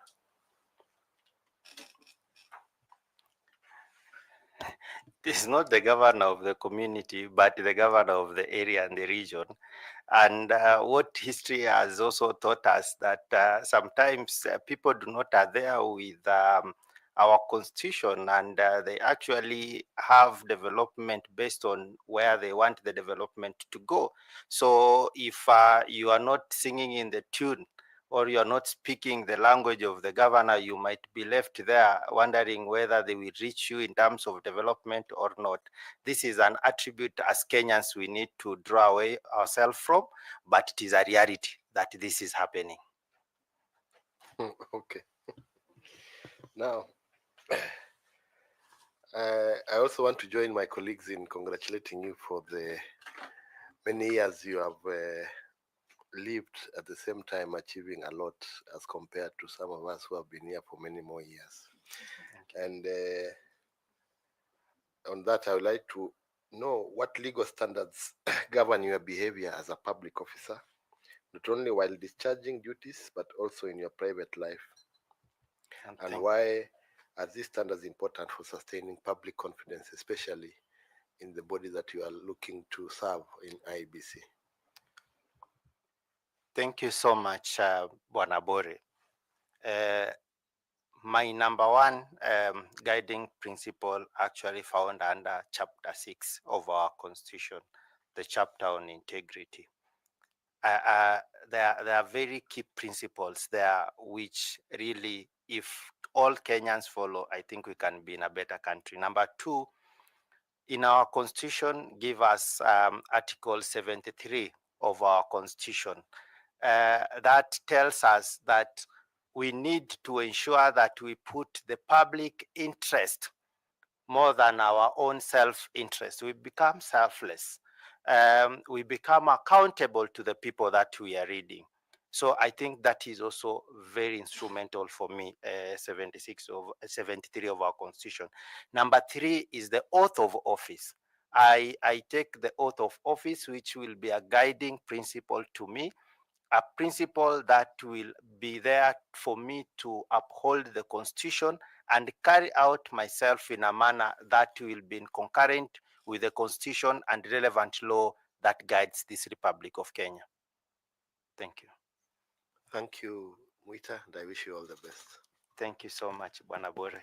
Thank you. I want to invite Professor to also ask you some questions. Prof, please. Thank you. Thank you, Chair Joel Mwita Daniel. Yes.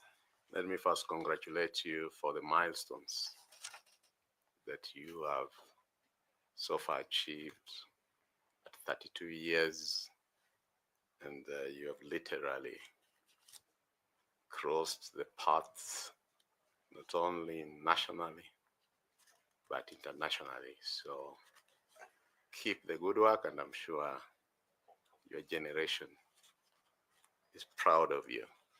Thank you. Let me take you back where both the chair and Bore on marginalization, and I think your statement was that you can't even produce a governor. Why can't you produce a governor?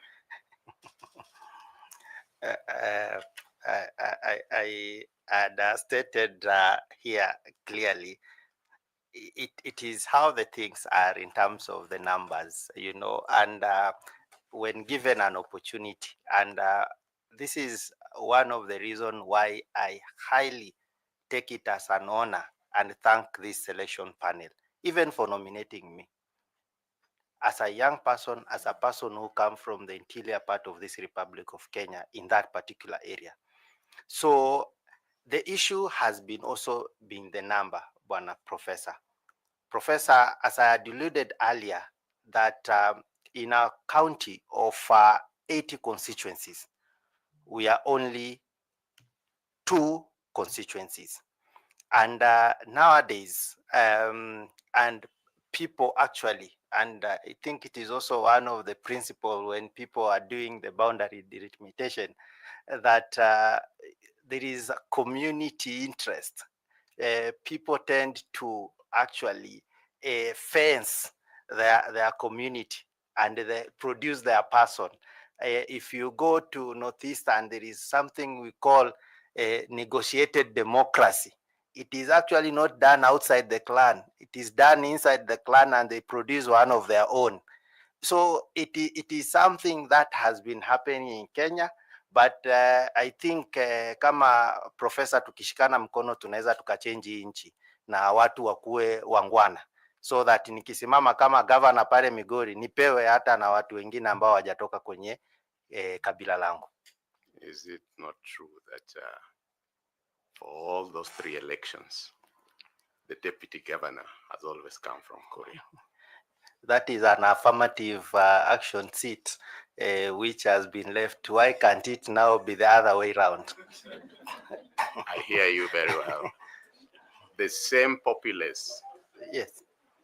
The same populace in the county. Yes. That elects the governor. Yes. Also elects the senator. Yes. Has a courier. Yes. Been elected as senator. Yes. By the same populace. Yes. How many times?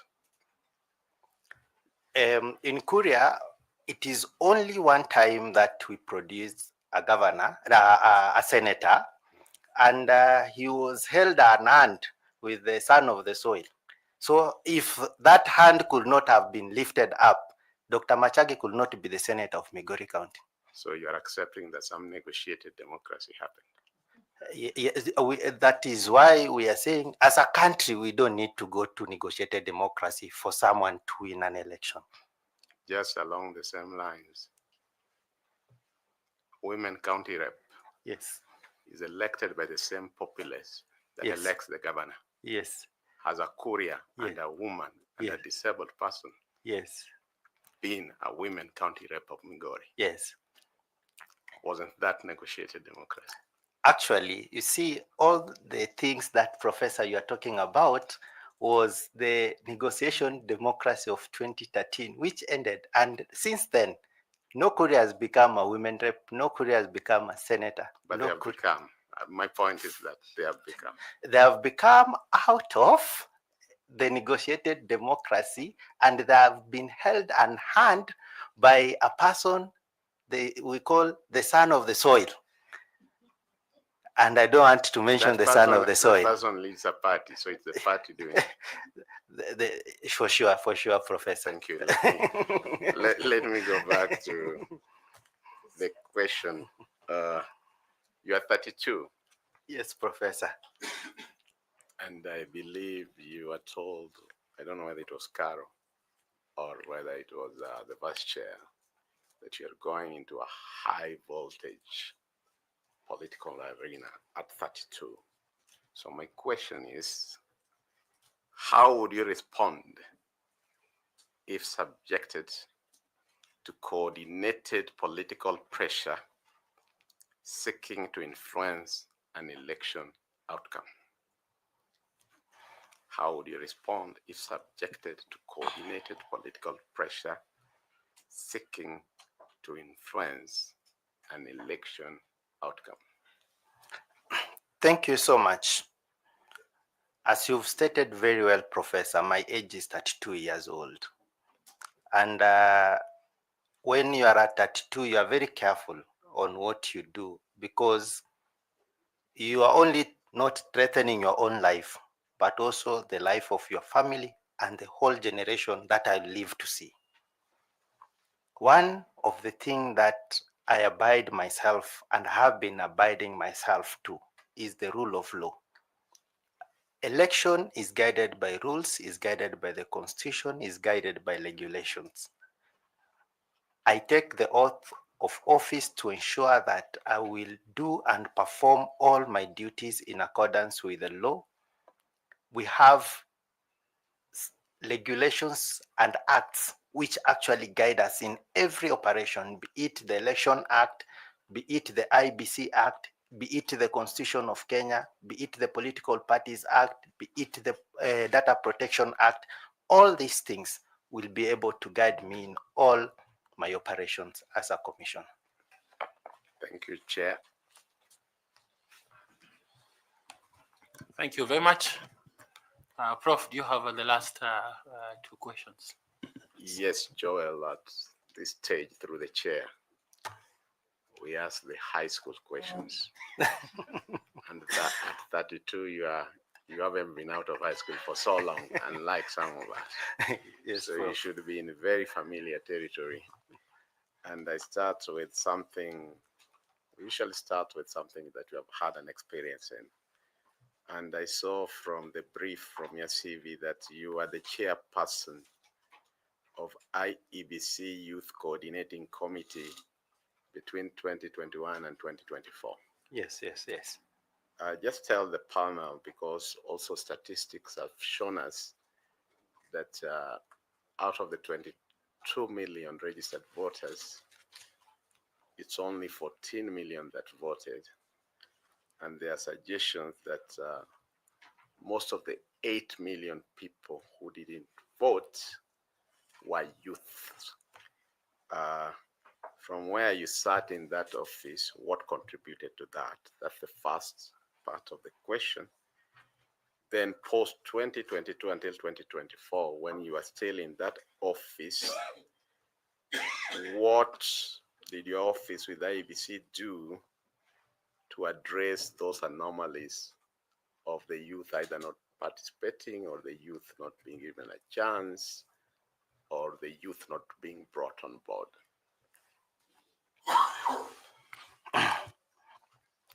Thank you so much, Prof. There are several things that actually contributed to young people not participating in this particular exercise. And during my interaction with this honorable panel, I actually mentioned some of them. And key to it, there was a research which was done by Badili Africa just in 2022. And the research was actually a one question which was sent to several young people across the Republic of Kenya. And the question was asking, does your vote make an impact in your life? 73% of the people who responded, they said no.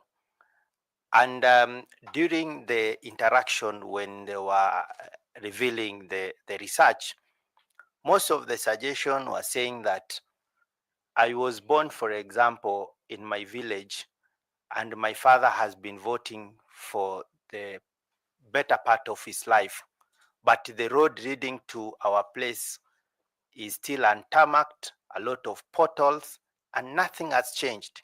So me being born the other day, 1992, who is now starting to vote, or for example, the people who were born actually in 2000, they saw that they're not going to change anything, so they better sleep. So this is something that we also need, and it has been contributed by the leaders that we've been electing. Number two is also we need to ensure that our process are transparent and easy so that young people can resonate easily. And that is one of the reasons as to why, if given the opportunity, I want to ensure that we can see on our way that as the Kenyan population in engagement with other population who are better stakeholders of us, to introduce voting so that we make it easy. We enhance our technological mechanism in an election. This has been actually anchored in various reports, including our court system, the Kliger report, ICJ, telling us we need to enhance our technology so that when we put technology, we enhance transparency and we ensure that we give the we ease the process of voting so that we can encourage more young people to participate in this exercise.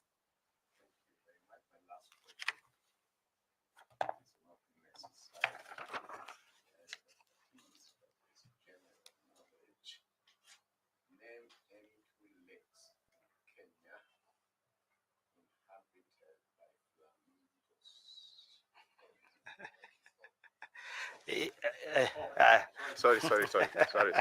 I have to be on record, sorry. Yes. Let me put it on record. I know you had, but let me just put it on record so that you also answer on record. Name any 2 lakes in Kenya inhabited by flamingos. Yes, Lake Baringo and also Lake Naivasha. Any other?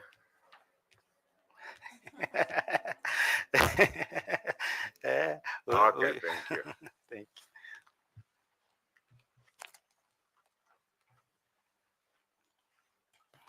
Thank you very much,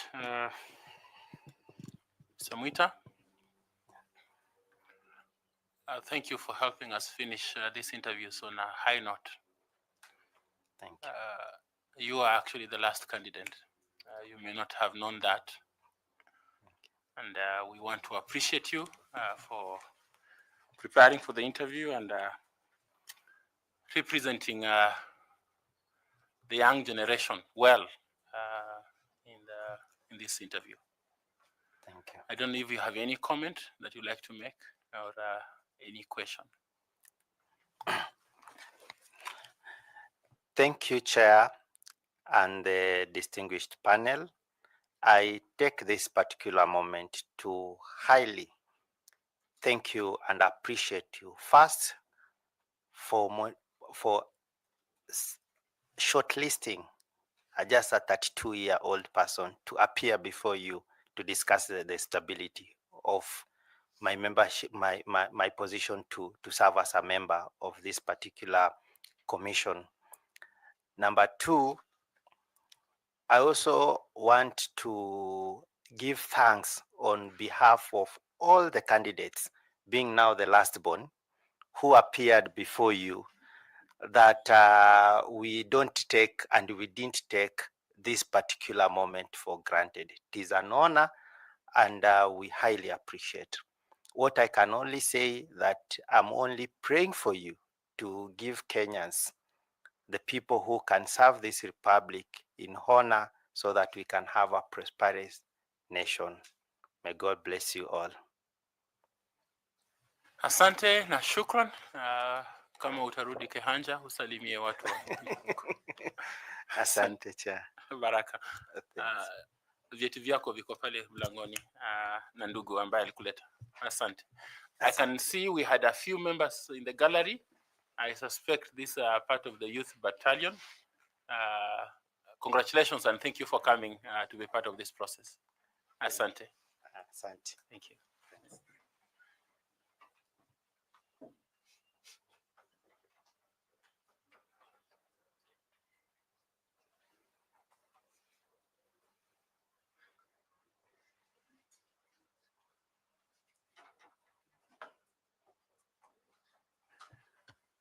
Well, we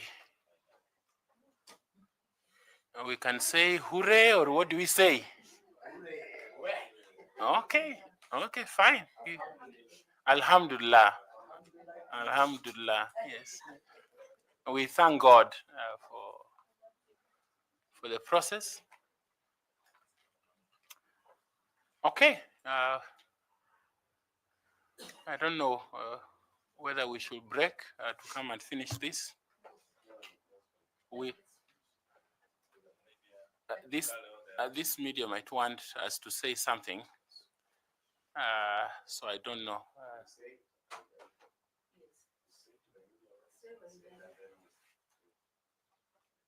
Okay. you haven't seen what is that I will say. So it would be nice. It would be nice for you to, yeah. Yes. Yeah. So let's break for tea so that they don't dismantle their equipment. Then we come back in another 10, 15 minutes and do a presser and release you. Is that okay? Okay. Thank you very much. Yeah.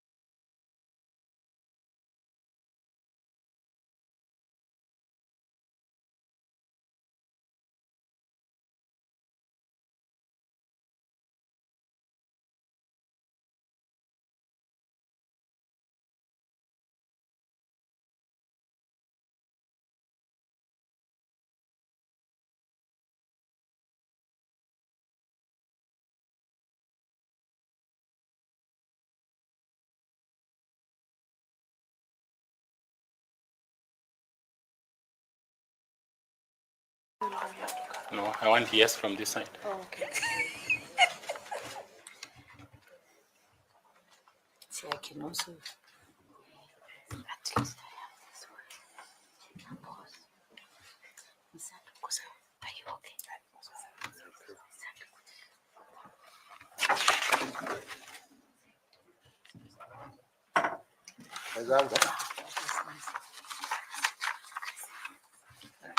Okay, good afternoon, members of the media.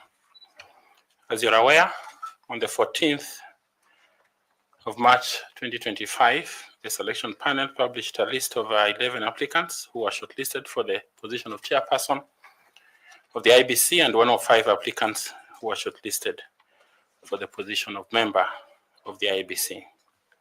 In the shortlist, the selection panel also informed the shortlisted candidates of the dates and time of the interviews, which extended to unofficial working hours and dates.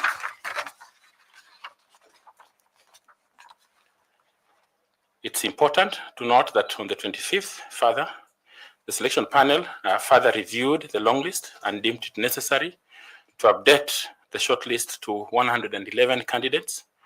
This action was intended to further enhance compliance with the constitutional principles of regional balance, representation of the youth, and overall inclusivity.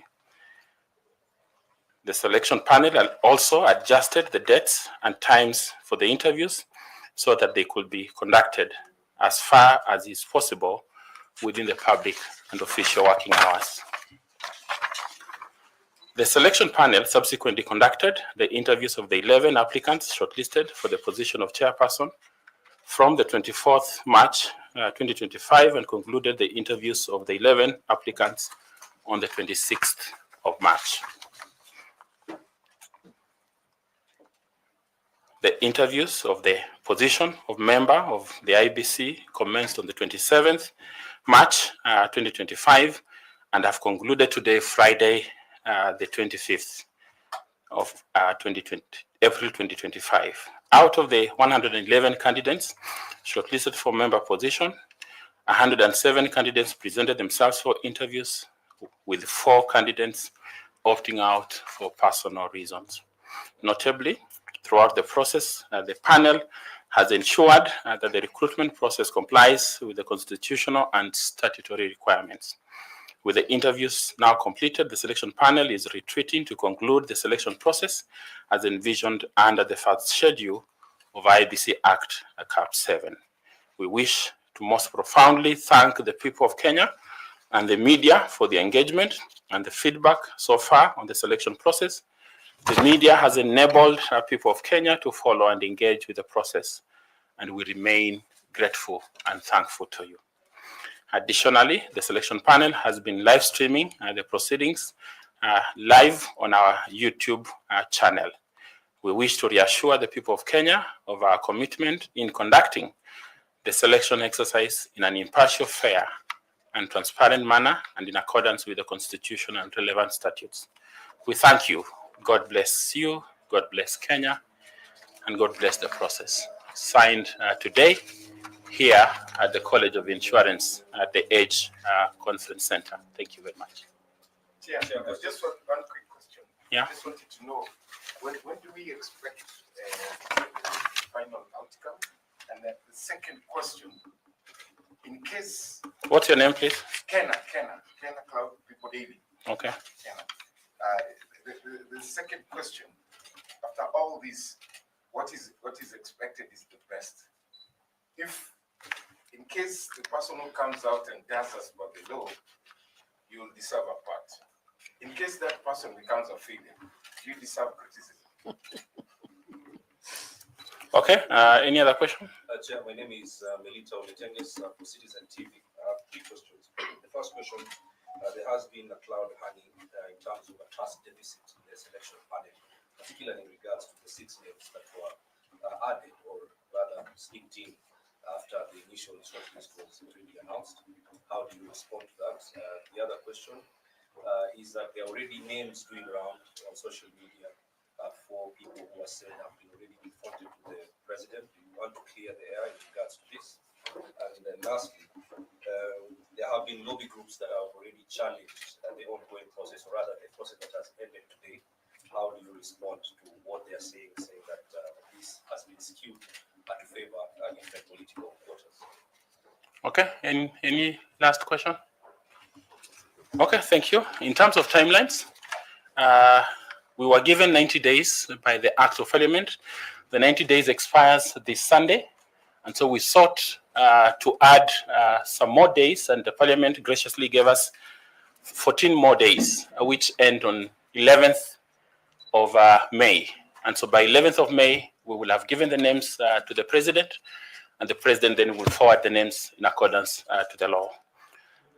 We take responsibility for our process. And as we have stated, that we have conducted our process in accordance with the law. We have done interviews publicly.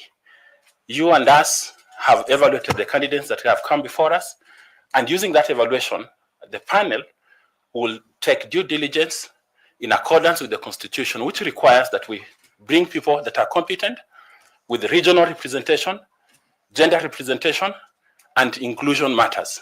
So putting all those things together, the panel will come up with names. And once we have come up with names and forwarded the names to the President, 9 names for members and 2 names for the position of chair, our responsibility ends there.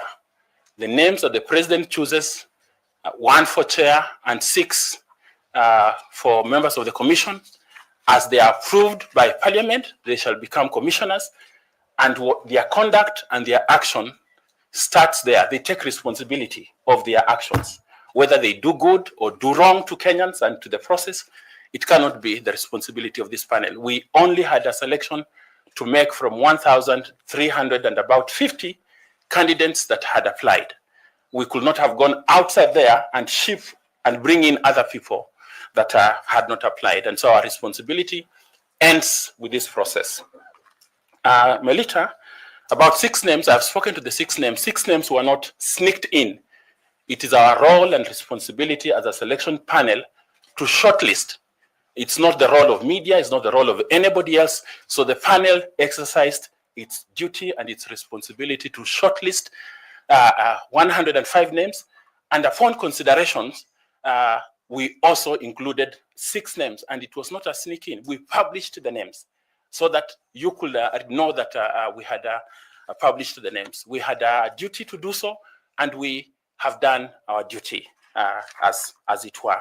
And you can evaluate even the candidates that were included, the 6 of them. They have come before us, and you can also make your own assessment whether they are capable candidates or they are not capable candidates. Rounds of names in the media. You are the journalists and you're the media people. You can tell us the sources of those names. We do not know where the names have come from. What we know is that we still have names of 111 and 11 names for chair that we have interviewed here, and those are the ones we are going to consider and forward the names of 11 people to the President. About the other names, we do not know the source. Lobby groups, Kenya, as you have known, the democratic space has opened up for everyone. And we celebrate that democratic space. Anybody can face us and challenge us. They can go to court if they so wish, because Kenya is a democratic country. But as far as we know, we have conducted this process according to the law.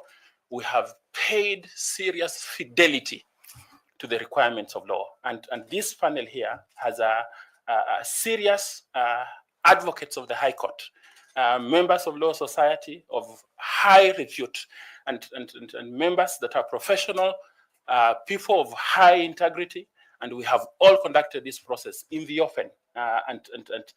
You have followed our questions, you have followed the answers of the candidates.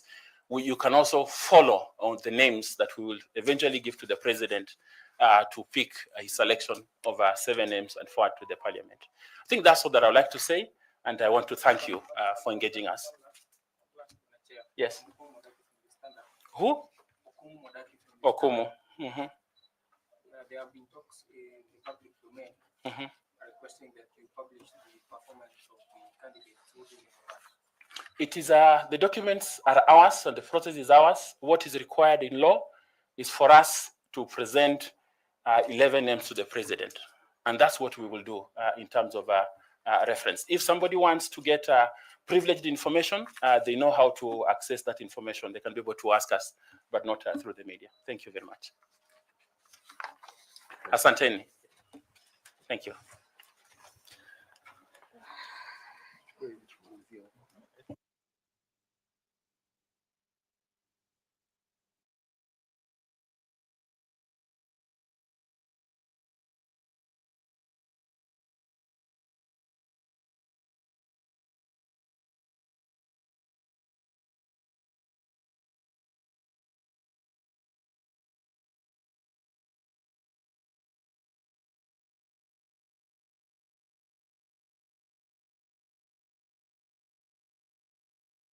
Let me tell you something.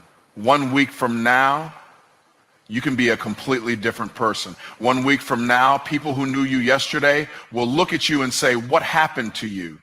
And you'll smile because you'll know you made a decision.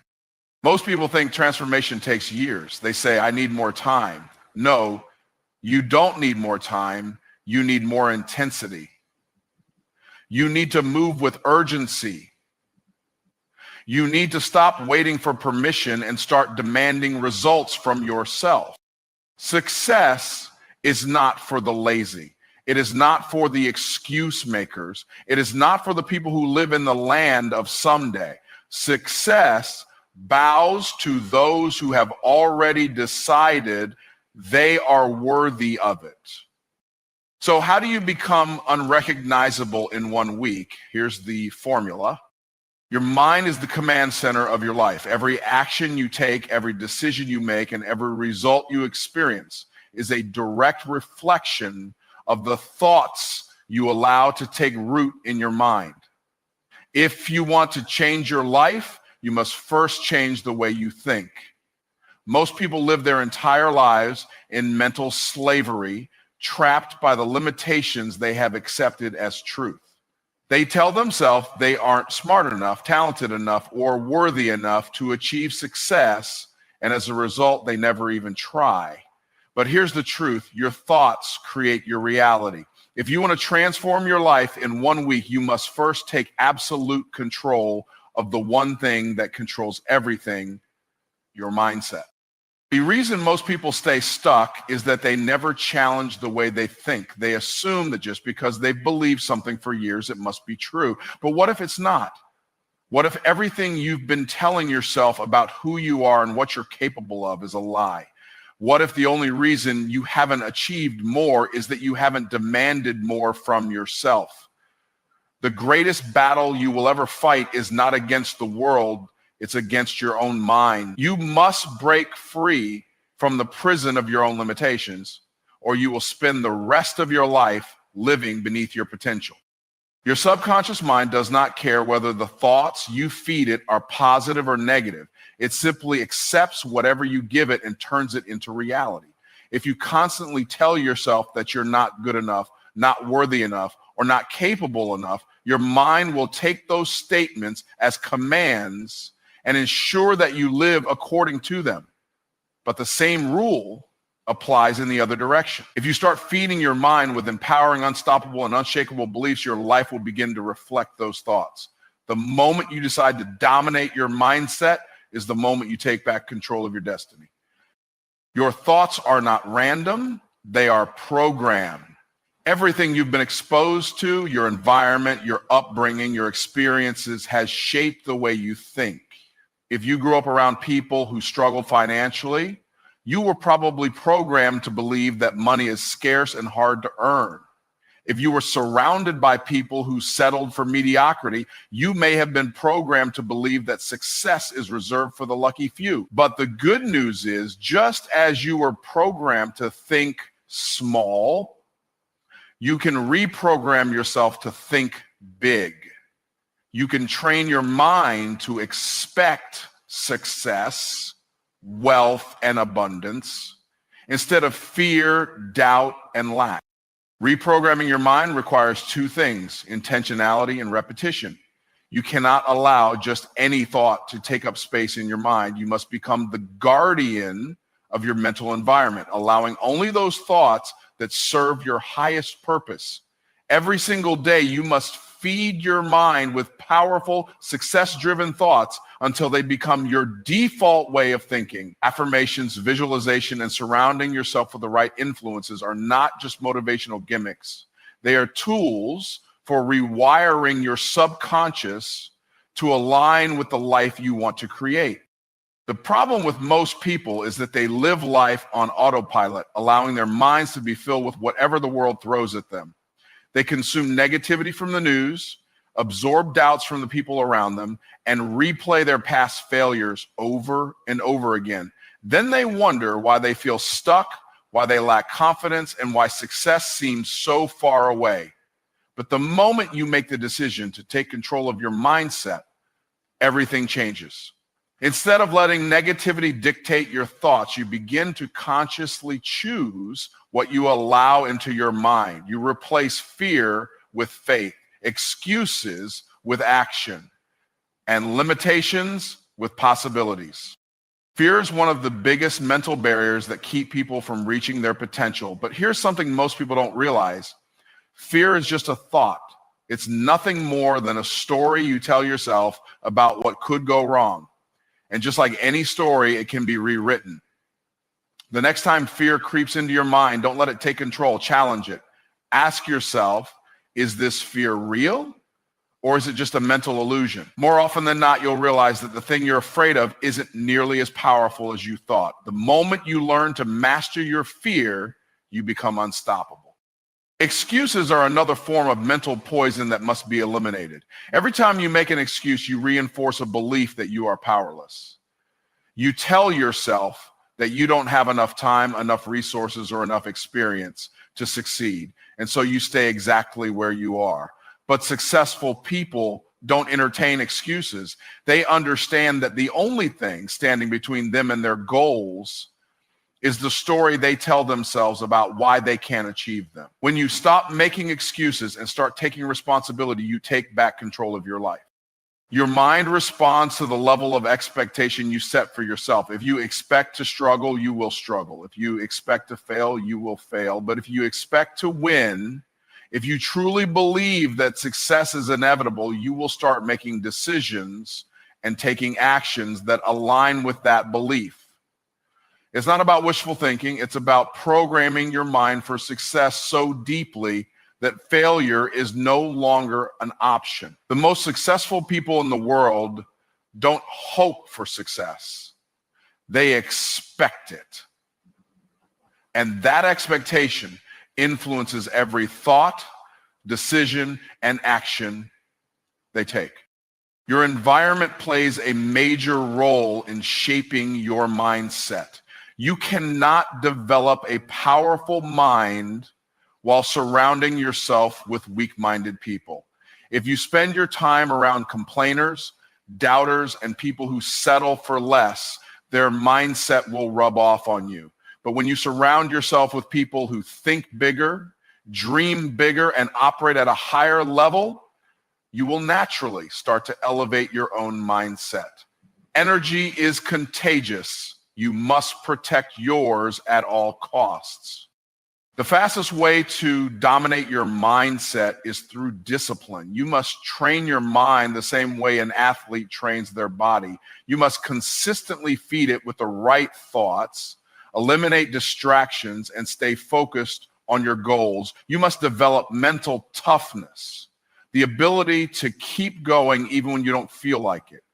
Most people fail because they only work hard when they're motivated. But motivation is temporary. Discipline is what separates the successful from the unsuccessful. It's about doing what needs to be done no matter how you feel. When you take control of your mind, you take control of your life. Your mindset is the foundation upon which everything else is built. You cannot create success with a mind that is filled with fear, doubt, and limitation. But when you develop an unstoppable mindset, one that is built on faith, confidence, and relentless action, there is no limit to what you can achieve.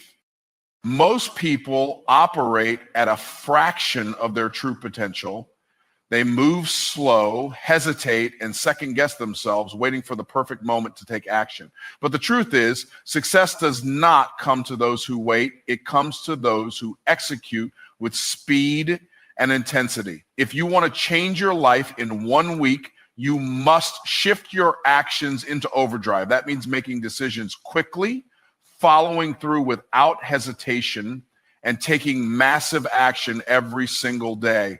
You cannot afford to waste another moment playing small or moving cautiously. The time for waiting is over.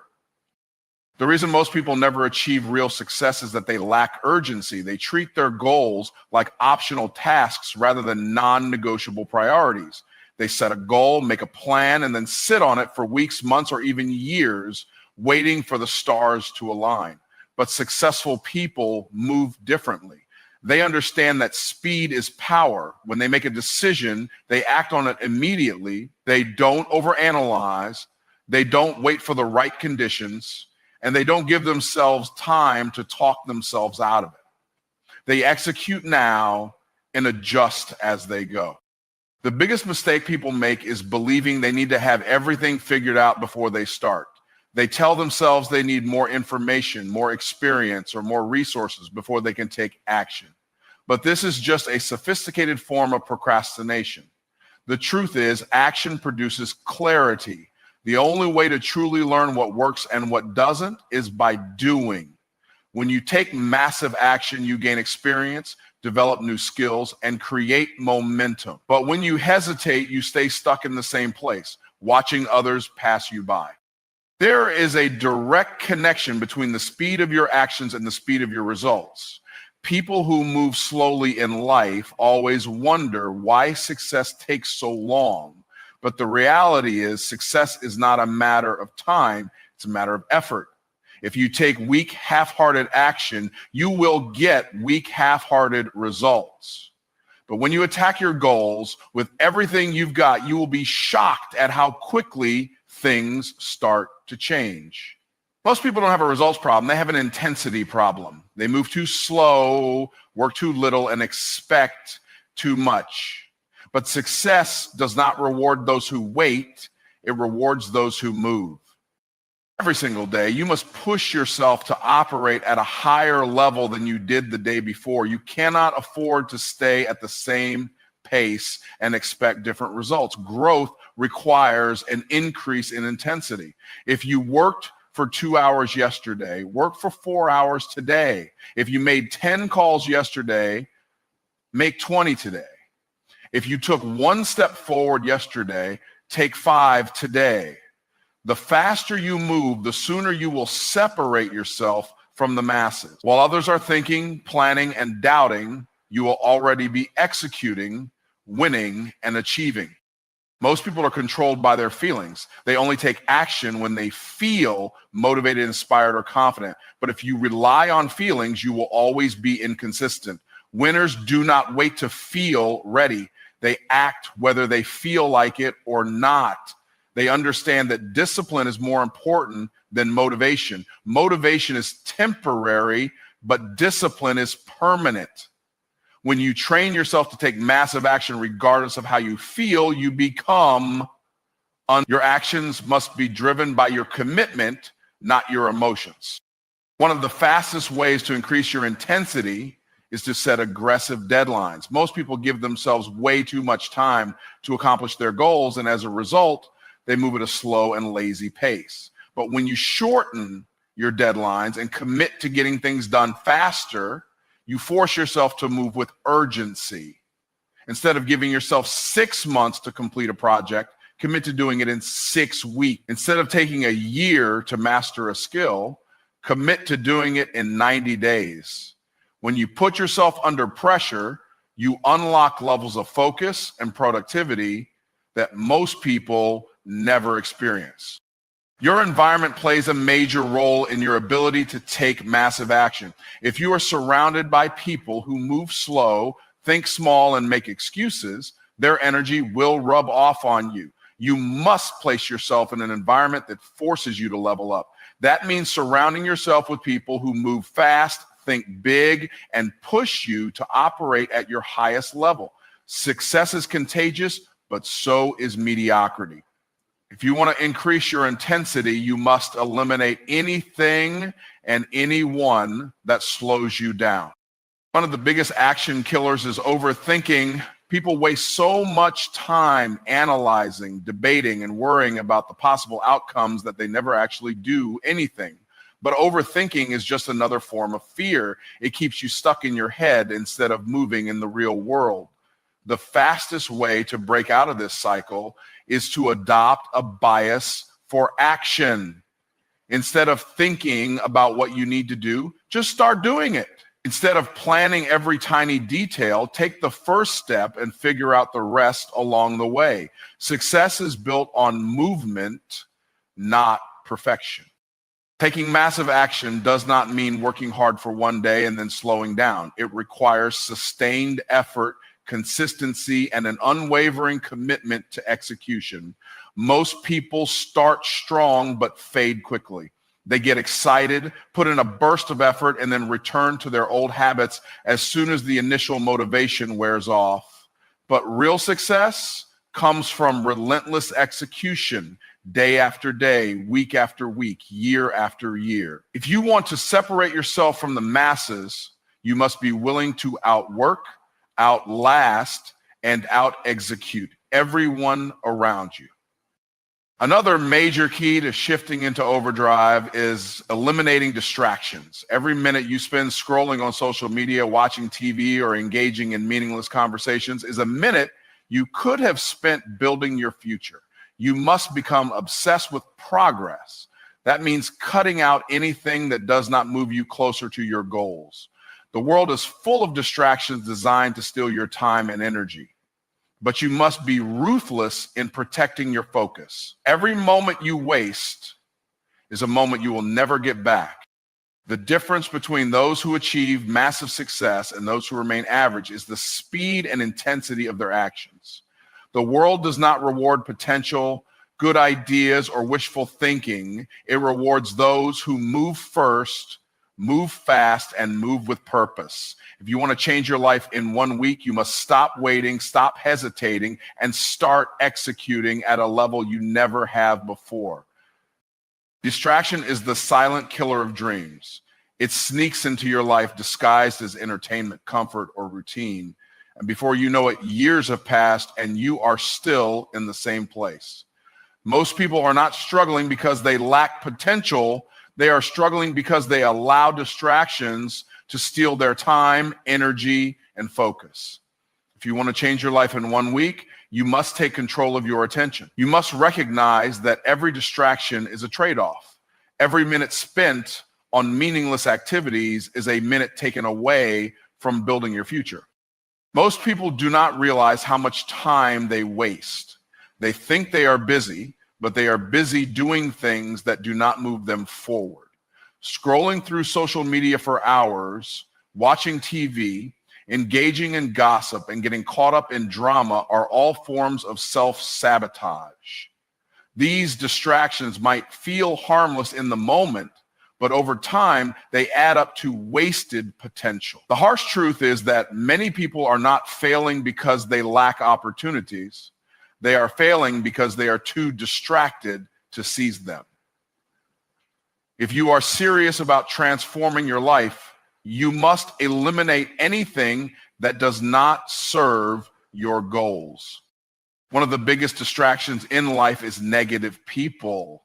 Some people will drain your energy, fill your mind with doubt, and keep you stuck in a cycle of mediocrity. They will tell you that your goals are unrealistic, that success is too hard, and that you should settle for what you have. But you must protect your mind like a fortress.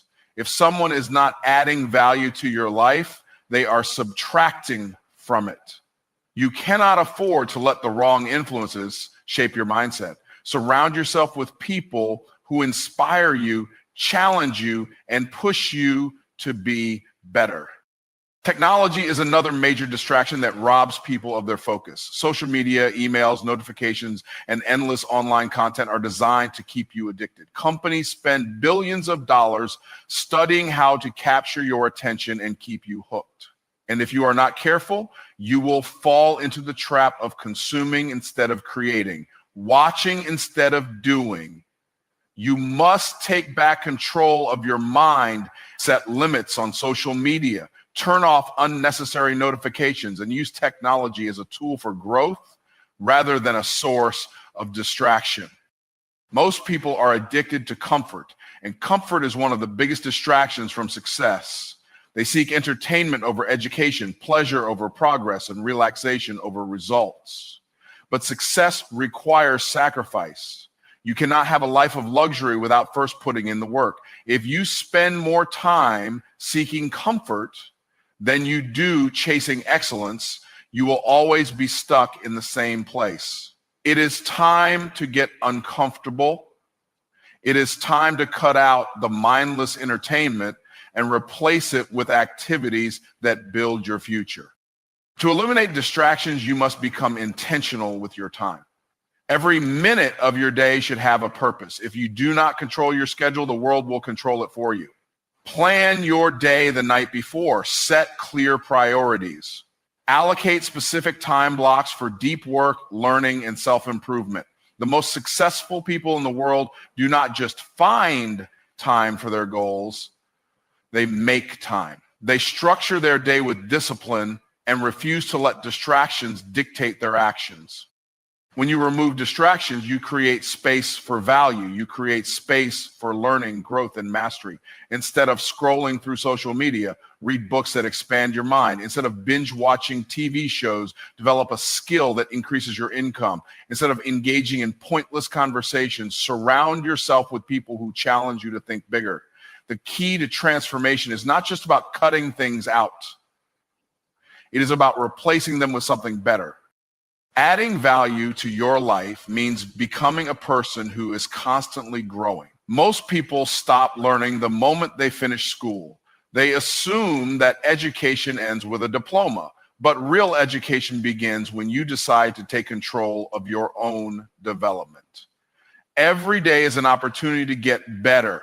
Read, listen to podcasts, attend seminars, and invest in courses that expand your knowledge. The more you learn, the more valuable you become. The more valuable you become, the more success you attract.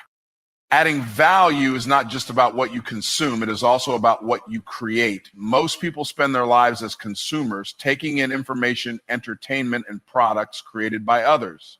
But the most successful people shift from being consumers to creators. They build businesses, write books, create content, and develop solutions that impact the world. If you want to be successful, you must shift your focus from consuming what others have built to building something of your own. The easiest way to measure whether something is a distraction or a source of value is to ask yourself, does this move me closer to my goals or does it keep me stagnant? If an activity does not bring you closer to success, it is holding you back. If a relationship does not push you to grow, it is weighing you down. If a habit does not improve your future, it is stealing from you. The moment you start measuring your time and energy this way, your life will begin to change.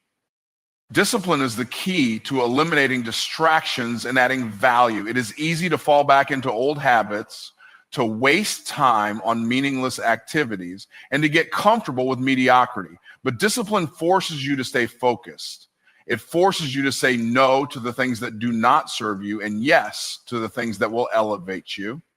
Every time you choose discipline over distraction, you take one step closer to success. Every time you replace mindless entertainment with valuable learning, you separate yourself from the masses. Your attention is your most valuable asset. Where you direct it determines the results you get in life. If you focus on distractions, you will live an average life. But if you focus on growth, execution, and adding value, you will achieve more in a few months than most people do in a lifetime. Most people live far below their potential, not because they lack talent, intelligence, or opportunity, but because they do not demand more from themselves. They settle for good enough. They accept average effort, and they become comfortable with mediocrity. But the truth is, if you want to change your life, if you want to reach levels of success that most people only dream about, you must raise your standards. You must decide that the way you have been operating is not enough. You must expect more, push harder, and refuse to accept anything less than the absolute best from yourself. Too many people make excuses for why they are not where they want to be. They blame their circumstances, their past, or the people around them. But the real reason they are stuck is that they have not raised their expectations for themselves. They tolerate laziness, inconsistency, and procrastination. They let themselves off the hook when things get difficult. But winners do not operate this way. The people who achieve greatness do not rely on motivation or inspiration. They hold themselves to a higher standard every single day, whether they feel like it or not. Your life will always rise to the level of the standards you set for yourself. If you tolerate excuses, you will make excuses. If you tolerate average effort, you will get average results. But if you demand excellence from yourself in everything you do, your work, your habits, your mindset, your entire life will transform. The reason so few people ever reach their true potential is that they set the bar too low. They accept being good when they have the capacity to be great. They settle for making a living when they could be building an empire. Demanding more from yourself starts with eliminating the habit of quitting. Most people give up the moment things get uncomfortable. The moment they face resistance, they back down. But the most successful people in the world operate differently. They push through when they don't feel like it. They work when others are resting. They keep moving forward even when progress feels slow, because they understand that quitting is the fastest way to stay average. If you refuse to quit, if you commit to showing up every single day with relentless effort, there is no limit to what you can achieve. The way you do anything is the way you do everything. If you allow yourself to be lazy in one area of your life, that mindset will bleed into everything else. If you make excuses in small things, you will make excuses in big things. But when you demand excellence in everything you do, whether it's your work, your health, your relationships, or your personal development, you develop a habit of winning. You become the type of person who does not accept anything less than the best from themselves. And that mindset alone will separate you from the masses. Most people wait for someone else to push them. They wait for a coach, a mentor, a boss, or a deadline to force them into action. But true success comes when you develop the ability to push yourself. When you demand more from yourself, you do not need someone else to hold you accountable. You set your own goals, you enforce your own standards, and you refuse to let yourself operate at anything less than peak performance. That is what separates leaders from followers. Followers need to be told what to do. Leaders hold themselves to a higher standard and execute without being asked. The world does not reward potential. It rewards results. It does not matter how smart you are, how talented you are, or how many great ideas you have. If you are not demanding more from yourself, if you are not executing at the highest level, none of that matters. There are millions of people with potential who will never achieve success because they refuse to push themselves beyond their comfort zone. But if you are willing to demand more from yourself, to work harder, think bigger, and execute faster, you will create opportunities that most people will never experience.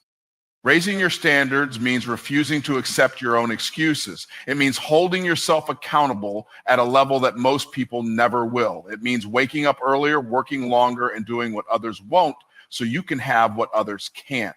It means giving 100% every single day, not just when you feel like it. And it means constantly challenging yourself to get better, to grow, and to operate at the highest level possible. When you demand more from yourself, you stop settling for average and start expecting greatness.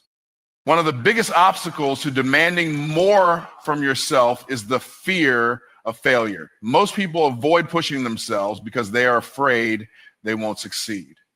They are afraid of what others will think. They are afraid of stepping outside their comfort zone. But failure is not the enemy. Comfort is. Growth only happens when you challenge yourself. Progress only comes when you push past what feels easy. The most successful people in the world are not the ones who never fail. They are the ones who never stop pushing forward, no matter how many times they fail. The truth is, most people have no idea what they are truly capable of. They limit themselves before they even try. They assume they are only capable of a certain level of success, a certain income, or a certain lifestyle. But the only real limits in life are the ones you impose on yourself. When you demand more from yourself, you begin to break through those limits. You begin to realize that you are capable of far more than you ever imagined. And the moment you stop settling, your entire life will begin to change. Demanding more from yourself is not about working harder just for the sake of it. It is about unlocking your true potential. It is about becoming the person you were meant to be. It is about refusing to live an average life when you have the power to create an extraordinary one. The people who achieve massive success are not necessarily the smartest or the most talented. They are simply the ones who demand the most from themselves every single day. They refuse to settle, they refuse to make excuses, and they refuse to accept anything less than their absolute best. You must become your own greatest motivator. You must look in the mirror every single day and ask yourself, am I really giving my all? Am I really operating at the highest level possible? And if the answer is no, you must demand more effort, more discipline, more commitment. Because the life you want is not going to be handed to you. It must be earned. And the only way to earn it is by demanding more from yourself than anyone else ever will. Most people spend their lives planning, thinking, and talking about what they want to achieve, but few ever take the kind of action necessary to turn those ideas into reality. They hesitate, they procrastinate, and they allow fear to paralyze them. But success does not come to those who wait. It comes to those who execute relentlessly. If you want to change your life, you must become a person of action. You must stop waiting for the perfect moment. Stop seeking permission and stop overanalyzing every decision. The only way to get results is to move forward with absolute determination, no matter what obstacles stand in your way. The reason so many people remain stuck is that they are addicted to preparation instead of execution. They convince themselves they need more research, more time, or more resources before they can start. They spend months or even years getting ready, yet they never take the first real step. But preparation without execution is useless. The most successful people in the world are not the ones who know the most. They are the ones who do the most. They understand that progress is made through action, not just through learning. Every second spent hesitating is a second lost forever. Relentless execution means making things happen even when you do not feel like it. Most people only take action when they are motivated, but motivation is fleeting. Some days you will feel inspired and some days you will not. But those who achieve greatness do not let their emotions dictate their actions. They take massive action, whether they feel like it or not. They wake up early, they work late, they push through discomfort, and they refuse to accept excuses from themselves. The difference between success and failure is not intelligence, talent, or luck. It is the willingness to execute no matter what. Hesitation is the enemy of execution. Every time you second guess yourself, every time you delay taking action, you lose momentum. And without momentum, you remain stuck in the same place, watching opportunities pass you by.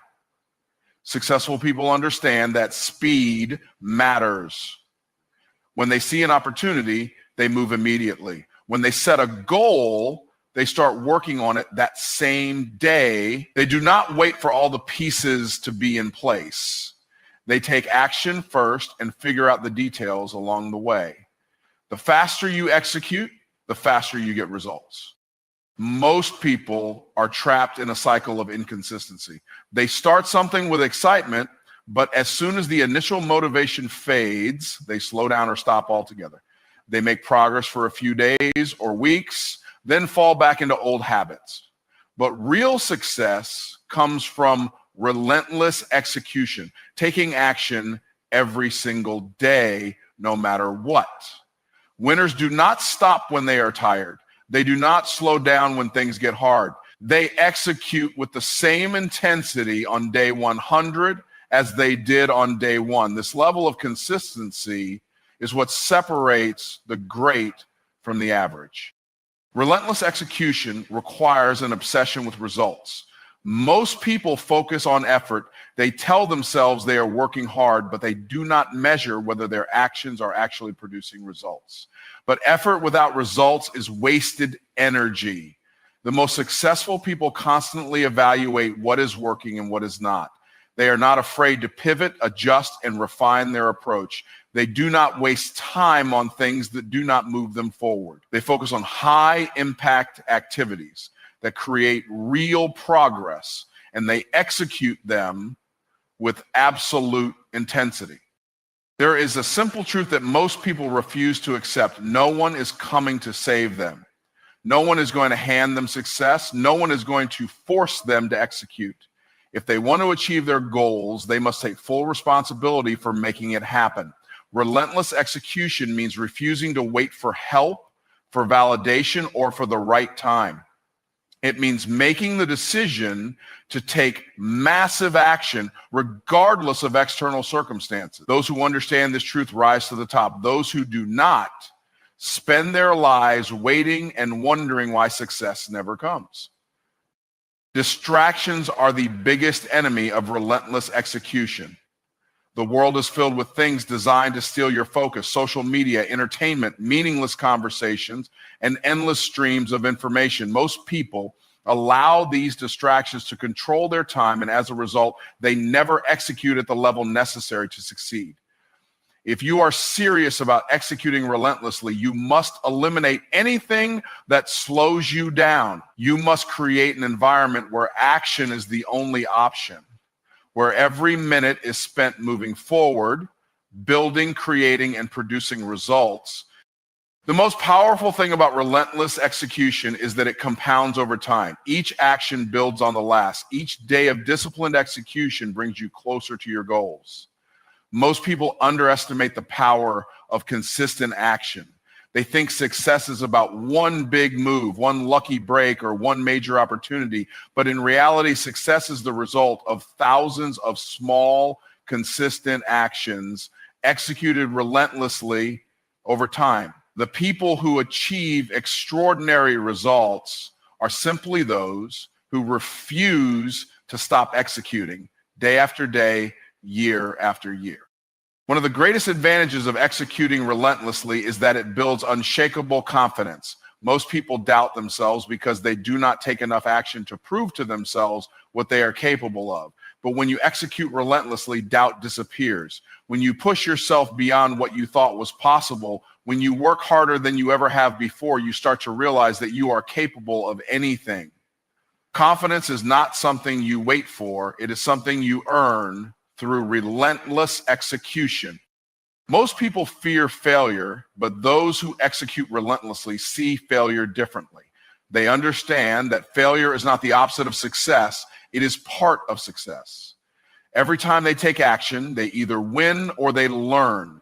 They do not waste time dwelling on mistakes or setbacks. Instead, they use every failure as feedback and immediately take more action.